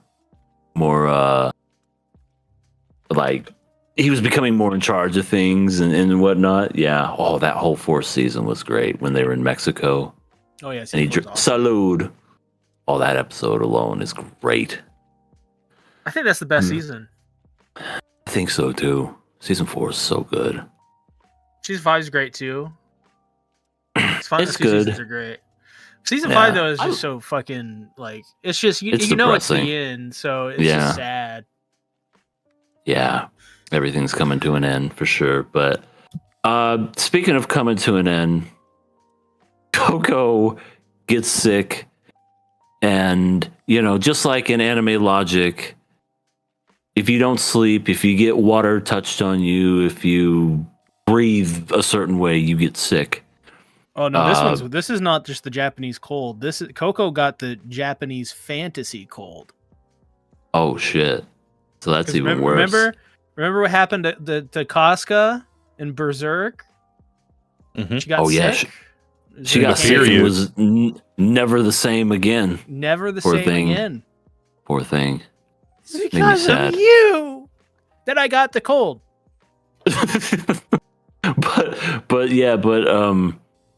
but Coco, she finally helped Agat get her damn shoes back together like she promised. She spent all night doing it. That's what got her the sickness.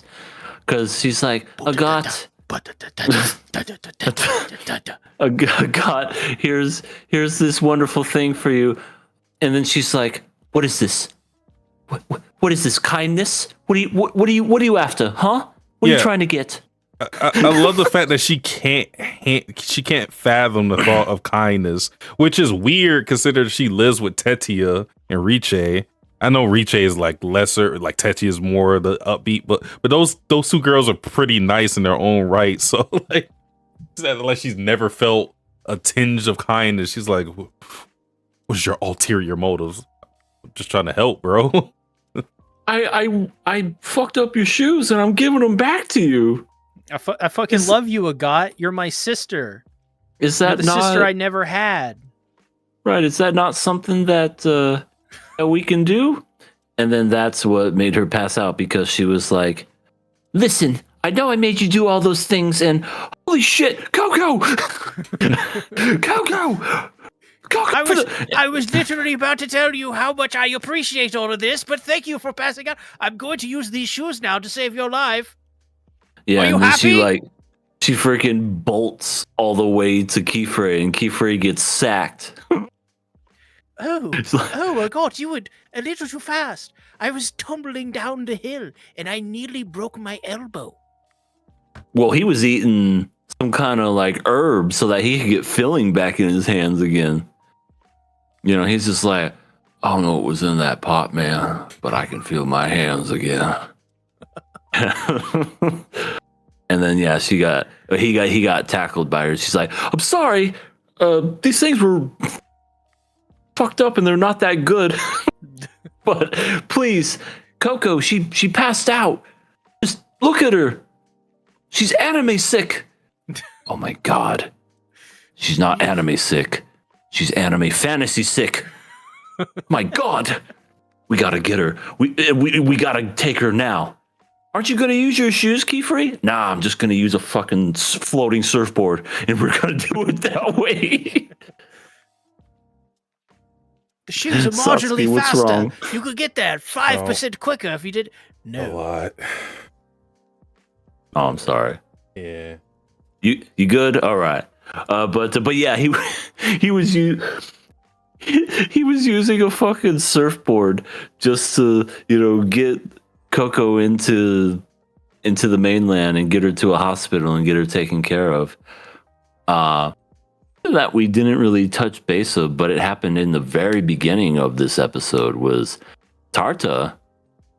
He suspected Kifre of fucking with his grandpa's memories. Mm-hmm.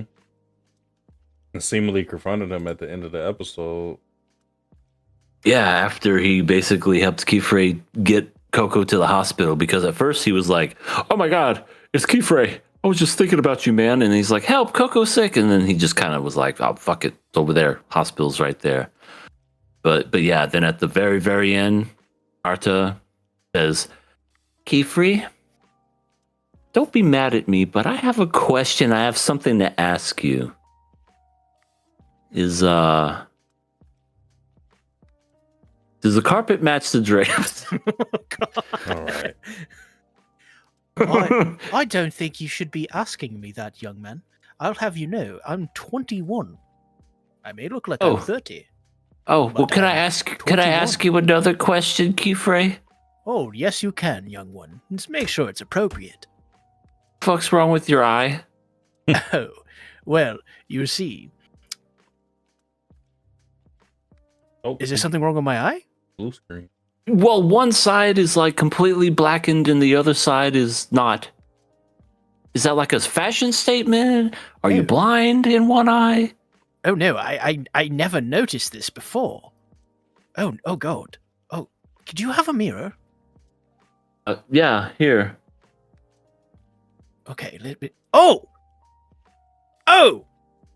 that's bad. Oh, I know what that is. That's bad. I did not notice this. This is bad. My eye's gone. It's rotted completely. Your eye's gone? How did you not notice? I don't know. I'm going to be honest. I don't know. I don't know when this happened. Well, the hospital's right over there, so if you want to go inside, you could probably like get help too. No. We'll not be doing any of that. Do you not have health insurance?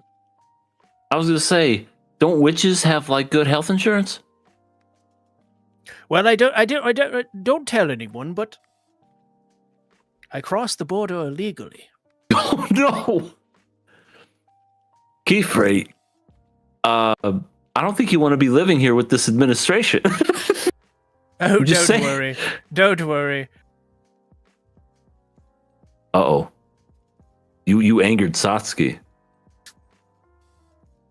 We got something for you. Oh no, Kifre. Knights! Run! Knights! Oh, he's calling the Knights. He's God! calling the Knights of Tata. Morales. Tata, I have something to tell you before I go. What is it? Run. Okay. You just keep making Breaking The Bad end. references. The end.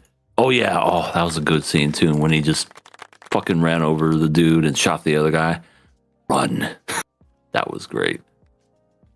I think my favorite line from Riche in this episode was, "Sleep deprivation is a serious affliction."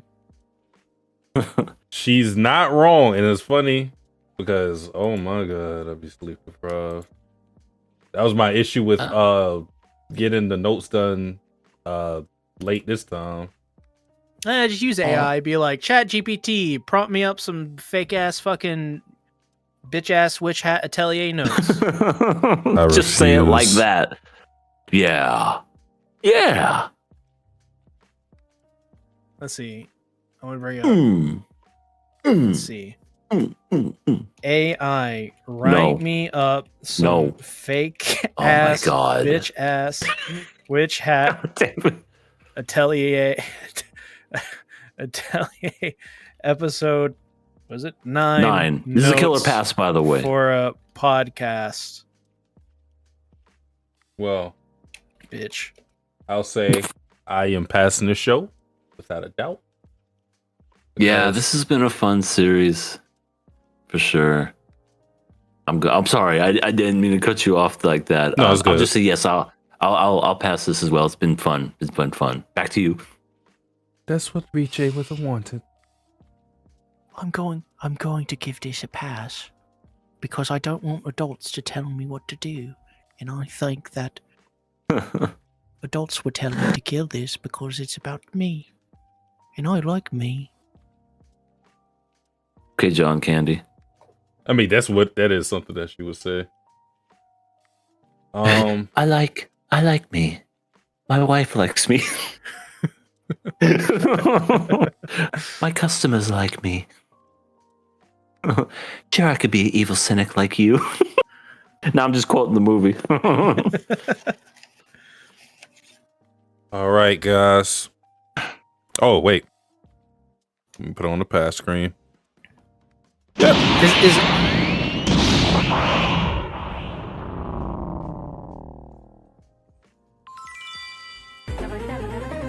You pass this time. All right. Last is segment. Go ahead. is just the witch hat segment now just like us doing accents?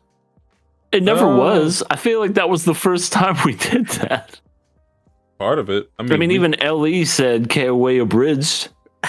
part of it. I mean, I feel like we talked about everything regarding the episode, though. Yeah, it was very quick. Like when it ended, and I was like, the standoff. I was like, oh, it's over already? Damn. All right. All right. Well, what do we have? Viewer. I'm sorry. What is that I see in the distance? Viewer. Viewer question. Viewer. Questions. I'm the man. Oh, Okay. we got 4. One's a 2-parter. We can guess who that's from. Okay, I got it in order this time, so here we go. Okay. In parentheses, late game, Aaron Yeager and Light Yagami are running for mayor in your next local election. Who do you vote for, and how do you slander the other candidate? Wow. Wow. Well, that is a question. Well, I would definitely vote for Aaron. As to how I would slander Light, it's kind of hard because in a series, Light is well accomplished, and like anything that we could use to slander him, we wouldn't know if we were normal. And even if we because he's a psychopath, right? How do we convey that to other people? You know, you can't even say like, "Oh, he don't get no bitches," because in canon he does. So you can't even say something like that.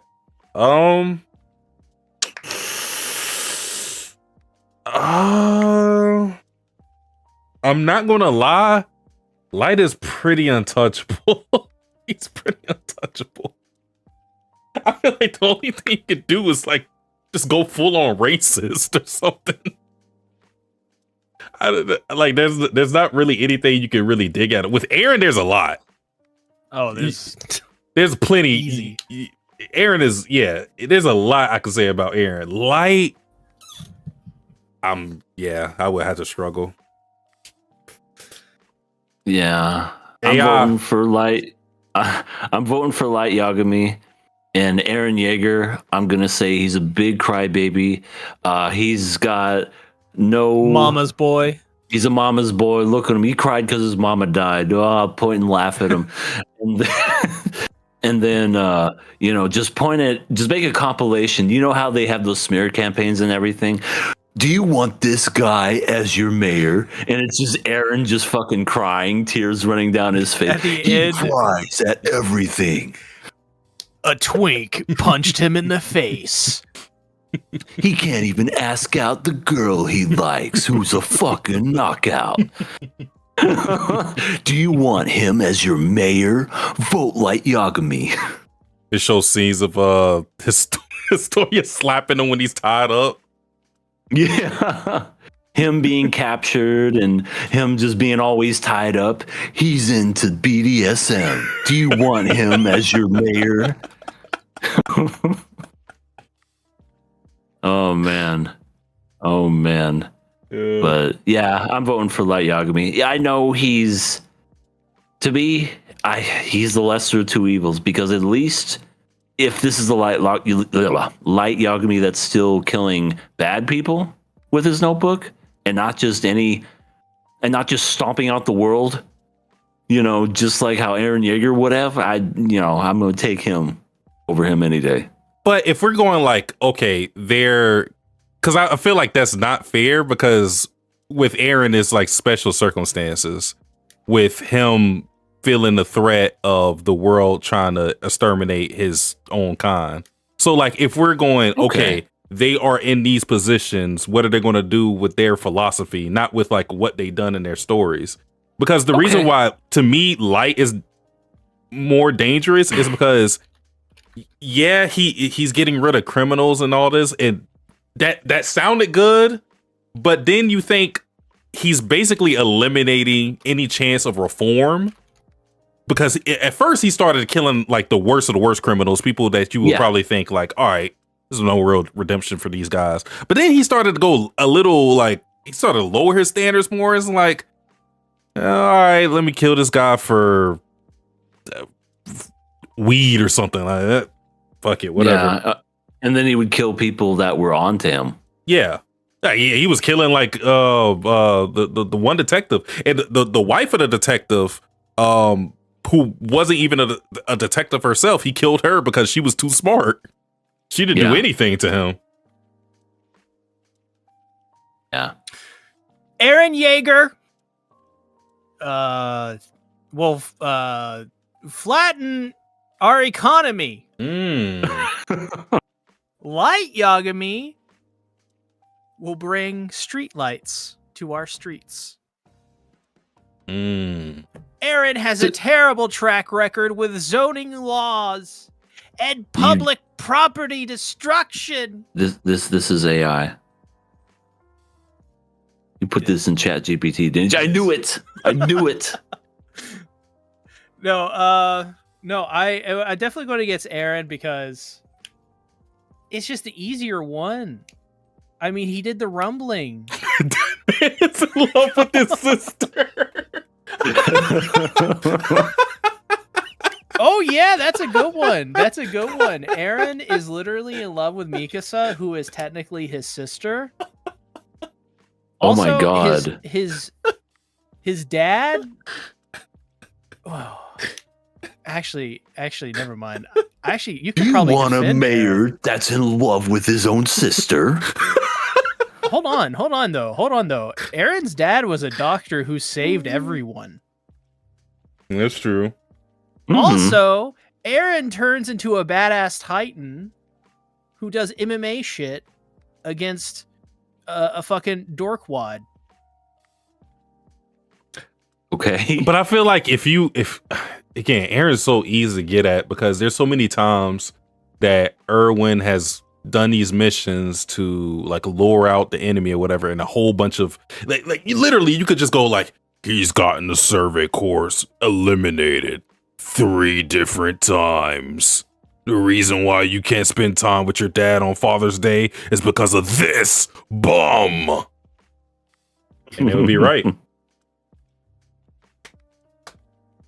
Propaganda angle. Get China on the phone. Get Russia on the phone. Sell out Eren to the enemies. Have them flood the zone with propaganda. Eren actually has a fat ass. And if you vote for Eren as mayor, you will also have a fat ass. That would, in this day and age, that would work.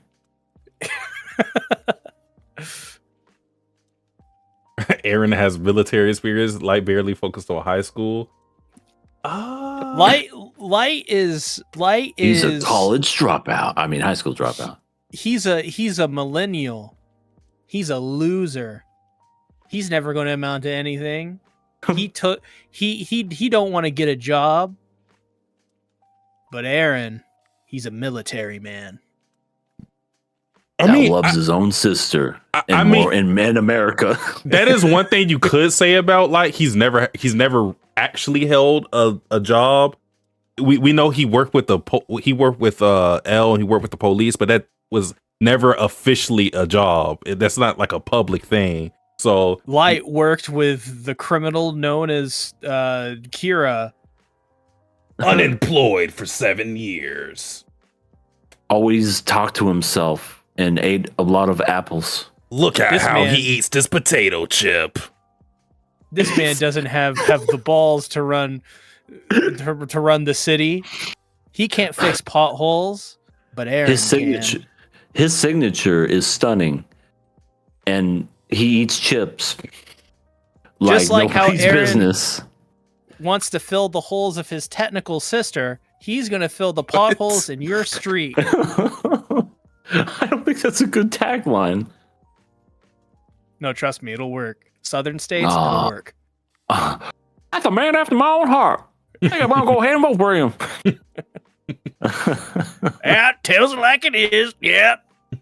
I mean, I've been there. I wanted to put a hole in my sister. Mhm. Oh my God. Yeah. Yeah. Okay. Gas prices. Yeah. Eggs. Yeah. Next question we've- though. Think of your favorite anime meathead. Big brutes, thugs, and people of what? And People of what? I don't know. I don't think People- all of this is supposed to be there. People who tend to let their fists talk first. Make sure everyone has one and say them out loud. Is this another Lycos question? It's a Lycos one.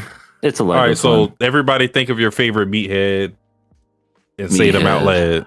loud. I mean, loud. it'll be too easy. Let me just think of somebody who's a. Okay, I wait. I have to find his name first. Hold on.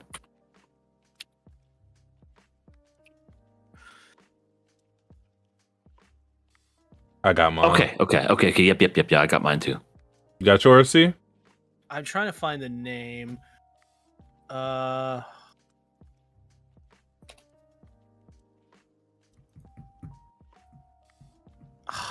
I can't find it.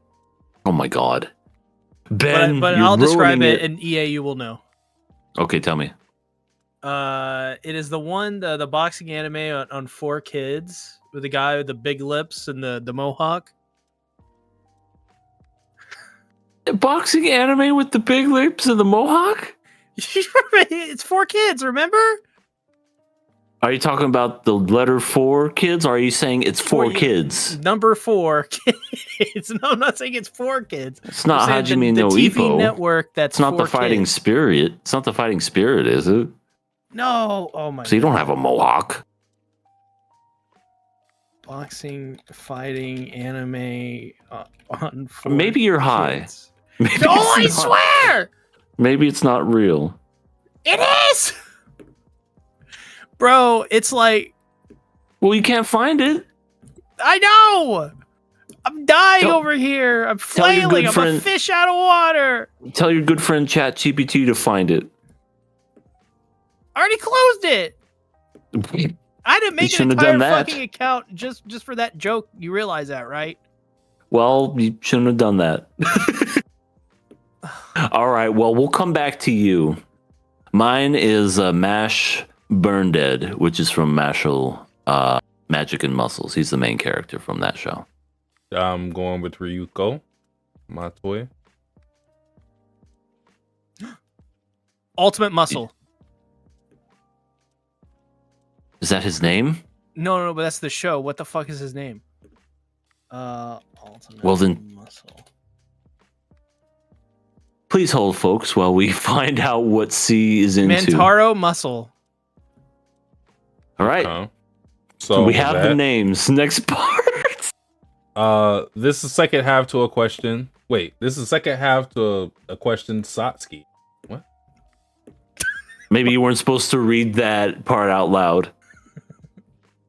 Each of you are trying to get the same job as a as a retail manager for Target, but your chosen meathead has to write your resume and be your reference call. Which KOA member will probably get the job? Oh, jeez. Oh no. So our respective meathead has to. Yeah, I'm not getting the job. Mashal is not. He's not very savvy when it comes to like conversation. He's very socially awkward. So if he were to explain my wonderful attributes and he was a reference, he'd be like, "Oh, EA is good. He works great, and I'm smart. He's smart." Is he somewhat smart? I mean, he's great at fighting, and he's a genius when it comes to just like overpowering people and figuring things out because he is quick and everything. All right, that ain't gonna help. But when it comes to like taking tests, he makes it up as he goes. So if that's any indication of how smart he is, I'm not getting this job. I don't know who C's guy is. So Mantaro Kaniku, so apparently what the wiki says, he must okay. Mantaro is very cowardly and will often hesitate to fight, but when his friends are in trouble or his opponents are fighting unfairly, he musters up the courage to fight. When the fight reaches its climax, he evokes his hereditary fire of inner strength and the Niku mark, and it appears on his forehead. So I think he'd be pretty good for this. I think he'd be like, he muster up the courage, and he'd find the wherewithal within him to get me that job. Well, Ben? I mean, Psowski? No, Ryu. I'm fucked with Ryuko. There's no way. Well, Ben, you got the job, man. Congratulations. I'm so happy. I'm really happy that I get to be a retail manager and make fuck all, and eventually quit in a couple months. All right. Last question of the evening. What anime villain would be the best at starting a successful Red Pill podcast? So I Who's mean, the fakest fucking asshole in anime? who has charisma? Ooh, hold on. It's an anime villain, right? Yeah, it's an anime villain. Anime villain. Who'd be the best at Aizen. starting us? Oh my god, Aizen would be a pretty good one. But are we like are we saying? Well, I guess he would. Women. Who wants women? I guess he would if he wanted to play that role. But I was more so thinking about somebody who already has that ideology going into it. Asclad. What about Asclad would be Ooh. great Aslad? because What he has about- all them old beliefs and shit. I tell you what, back about day, gasoline $1.69 a gallon. Yeah, it's because we're Vikings. We got I was gonna gas powered boats. If anything, Aslad's like I wouldn't call him red pill because he hates Vikings. He hates like that whole macho shit. No, but from the time period he is in, he's very outdated in modern sense.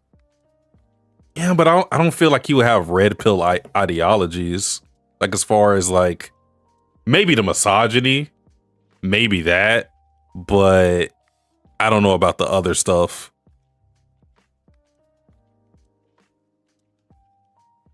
Himiko Toga. Who? Oh, he. The talking vampire about Himiko? lady. The vampire lady from My Hero. What about her? I don't know. I don't really know much about her character. I mean, I just know she's in love with Uraraka. You know, they have a thing going on. But I was thinking of Griffith from Berserk because he has the charisma, and I feel like he would convince a lot of people, you know, to donate money and stuff. He did do the whole thing where he was like, Casca's your job to lay down with guts. He did Yeah. say that, so Mm-hmm. I feel like Makima- Griffith would be good. Makima would be a good one. Makima For would sure. be a great grifter. She would. Freaking LE said it right here. I'll go with Gilgamesh. Freak y'all, I said it I was first. about to say that. Yeah. He would actually be really good Red Pillar podcast. Yeah, especially with all the money and stuff. Oh my god, it would be insufferable. All the TikToks he can make. This podcast is brought to you by my 1,000 swords. If you love them, you love me. You want to be me. Let's do this. How do you go to sleep being that broke? What about the Yeah. crazy lady in To Your Eternity that has all the knockers? Oh my god, the one that Satsuki Hayase? loves. What about her? Nah. I mean, Hayase herself kind of breaks that. Frieza? Oh, for Kidding sure. me? Frieza's. I mean, that's too easy. He's definitely a red pillar, but he's more of a not trying to convince incels or anything. He just goes on racist tirades. he literally would just full on just say, Insert this race here. This is how I feel about them. They're terrible. I hate them. next group of people. Gendo from Evangelion. Probably. Who's Gendo again? Shinji's dad. Shithead. Say less. Say less. Dice from Blue Gender. Okay. I mean, he Maybe. punches women. You can't be more red pill than that. Yeah, that's true. He does punch women. It's like, Well, what the about other day I had Gendo to and Blue punch- Gender then? Who's like, Marlene, you can't even get laid. Gendo and Blue Gender? Yeah, remember he's on the screen. He's the guy who's like, yes, my plan to return to Earth is underway. The high, Yeah, he just has a different name. the high council guy. I don't know Yeah. who got his name yet. Yeah, I was gonna say he had a different name. That's why I was confused. Crocodile in One Piece. Because I don't remember. Well, he basically overthrows an entire government by fooling people into believing their government is corrupt. No, I think okay. My last one, and it'll be one that maybe some of y'all would. I think I could see him, Yamcha. Oh no! Because I of could- everything I the could- man he's the has Charlie ever had to Kirk. go through. I could see him going to the red pill pipeline, especially with the whole Bulma situation. Oh my god. I mean, look at this man's life. He's been in a tournament every time and fucking lost. He got kicked in the nuts by an old man, and that was embarrassing. He lost his girlfriend to a person that literally fucking killed him. And then He beat up Has a little never girl been in his relevant. past too. He beat up Chi-Chi. yeah, he did. He is the perfect red pillar where I wouldn't say he would be like racist or whatever, but he'd definitely be like an incel. And he would essentially just be like, women, what are they good for? They're good for nothing. They're just ugh. Yeah, he would just be like a real hurt red pillar.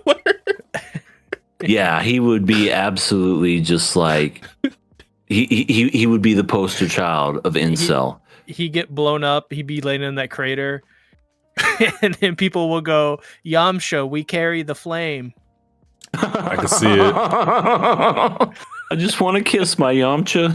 I just want to kiss my Yamcha. And then Poir would be the only one that would like mourn. Oh, Yamcha, I'm so sorry. That voice that Poir does, so high. That's You it know, for my me. dad. It's my dad. My dad does that voice. Your dad does Poir's voice. No. No, Why would you believe that? I didn't believe it for 1 second. I was just gonna see where you were gonna take it. Probably what about Johan the- from Monster too, because he's Yo, actually yeah, a Nazi kind of. Yeah. He'd be great. What about Swoon guy from Hunter x Hunter? Wait, who? Swoon guy. He likes. He hits on Gon or whatever. Oh, Clown guy? Hisoka. Hisoka. Yeah. He is a pedophile. Oh, fucking General Custard, or whatever the fuck his name is in Full Metal. You talking Bradley? Who? Bradley. Yeah. I would like you to join my podcast after the show. As he says it all with his eyes closed and like this. Let's go. Let's do it. Have you ever felt like you've been disrespected? You got to give them a backhand. They'll listen then. I could probably see it with him too. And he believes in like a superior race. Yeah, he would go crazy. Yeah. Okay. We could probably be at this all night, but I think that's a good. Lelouch. Yamcha was hilarious. I mean, it just came to me because I was like, that's a guy that's been through a lot. And he would be the perfect like incel red pill podcast. Who hates women? I do. Do you hate women? Let's talk about it. Yeah. Debate me, bruh. Debate me. Oh my God. He says it as he takes a sip of water. Master, debate me, bruh. All right, guys. Those are the viewer questions. If you want to submit questions, all you have to do is look at the description, click the link, and also in that description is our Patreon, which is only $1. $1. You can't name me anything in this world that is $1. They taking away the bubblegum machines. You don't see them anymore. Capri Suns, nope. Can't afford 'em. Gatorades, nope. Arizona's, apparently for EA, they're still 99 cents, but for me, nope. Mm-mm. Food taxes. $1. That's all it takes. Check in with us. Why is your Yamcha voice almost there? Appreciate Thank you, Ellie. Appreciate everybody who joined us tonight, and hope to see you next week. EA won't be with us next week if we do decide to do the podcast Monday. I'm gonna be on vacation, so yes, y'all will have to see me 2 weeks from now. Yes. So go ahead and send your condolences for EA Spirit for the next podcast. But appreciate everybody who joined us, and y'all have a good night, morning, afternoon, wherever you may be in the world. Peace. Later. Bye-bye.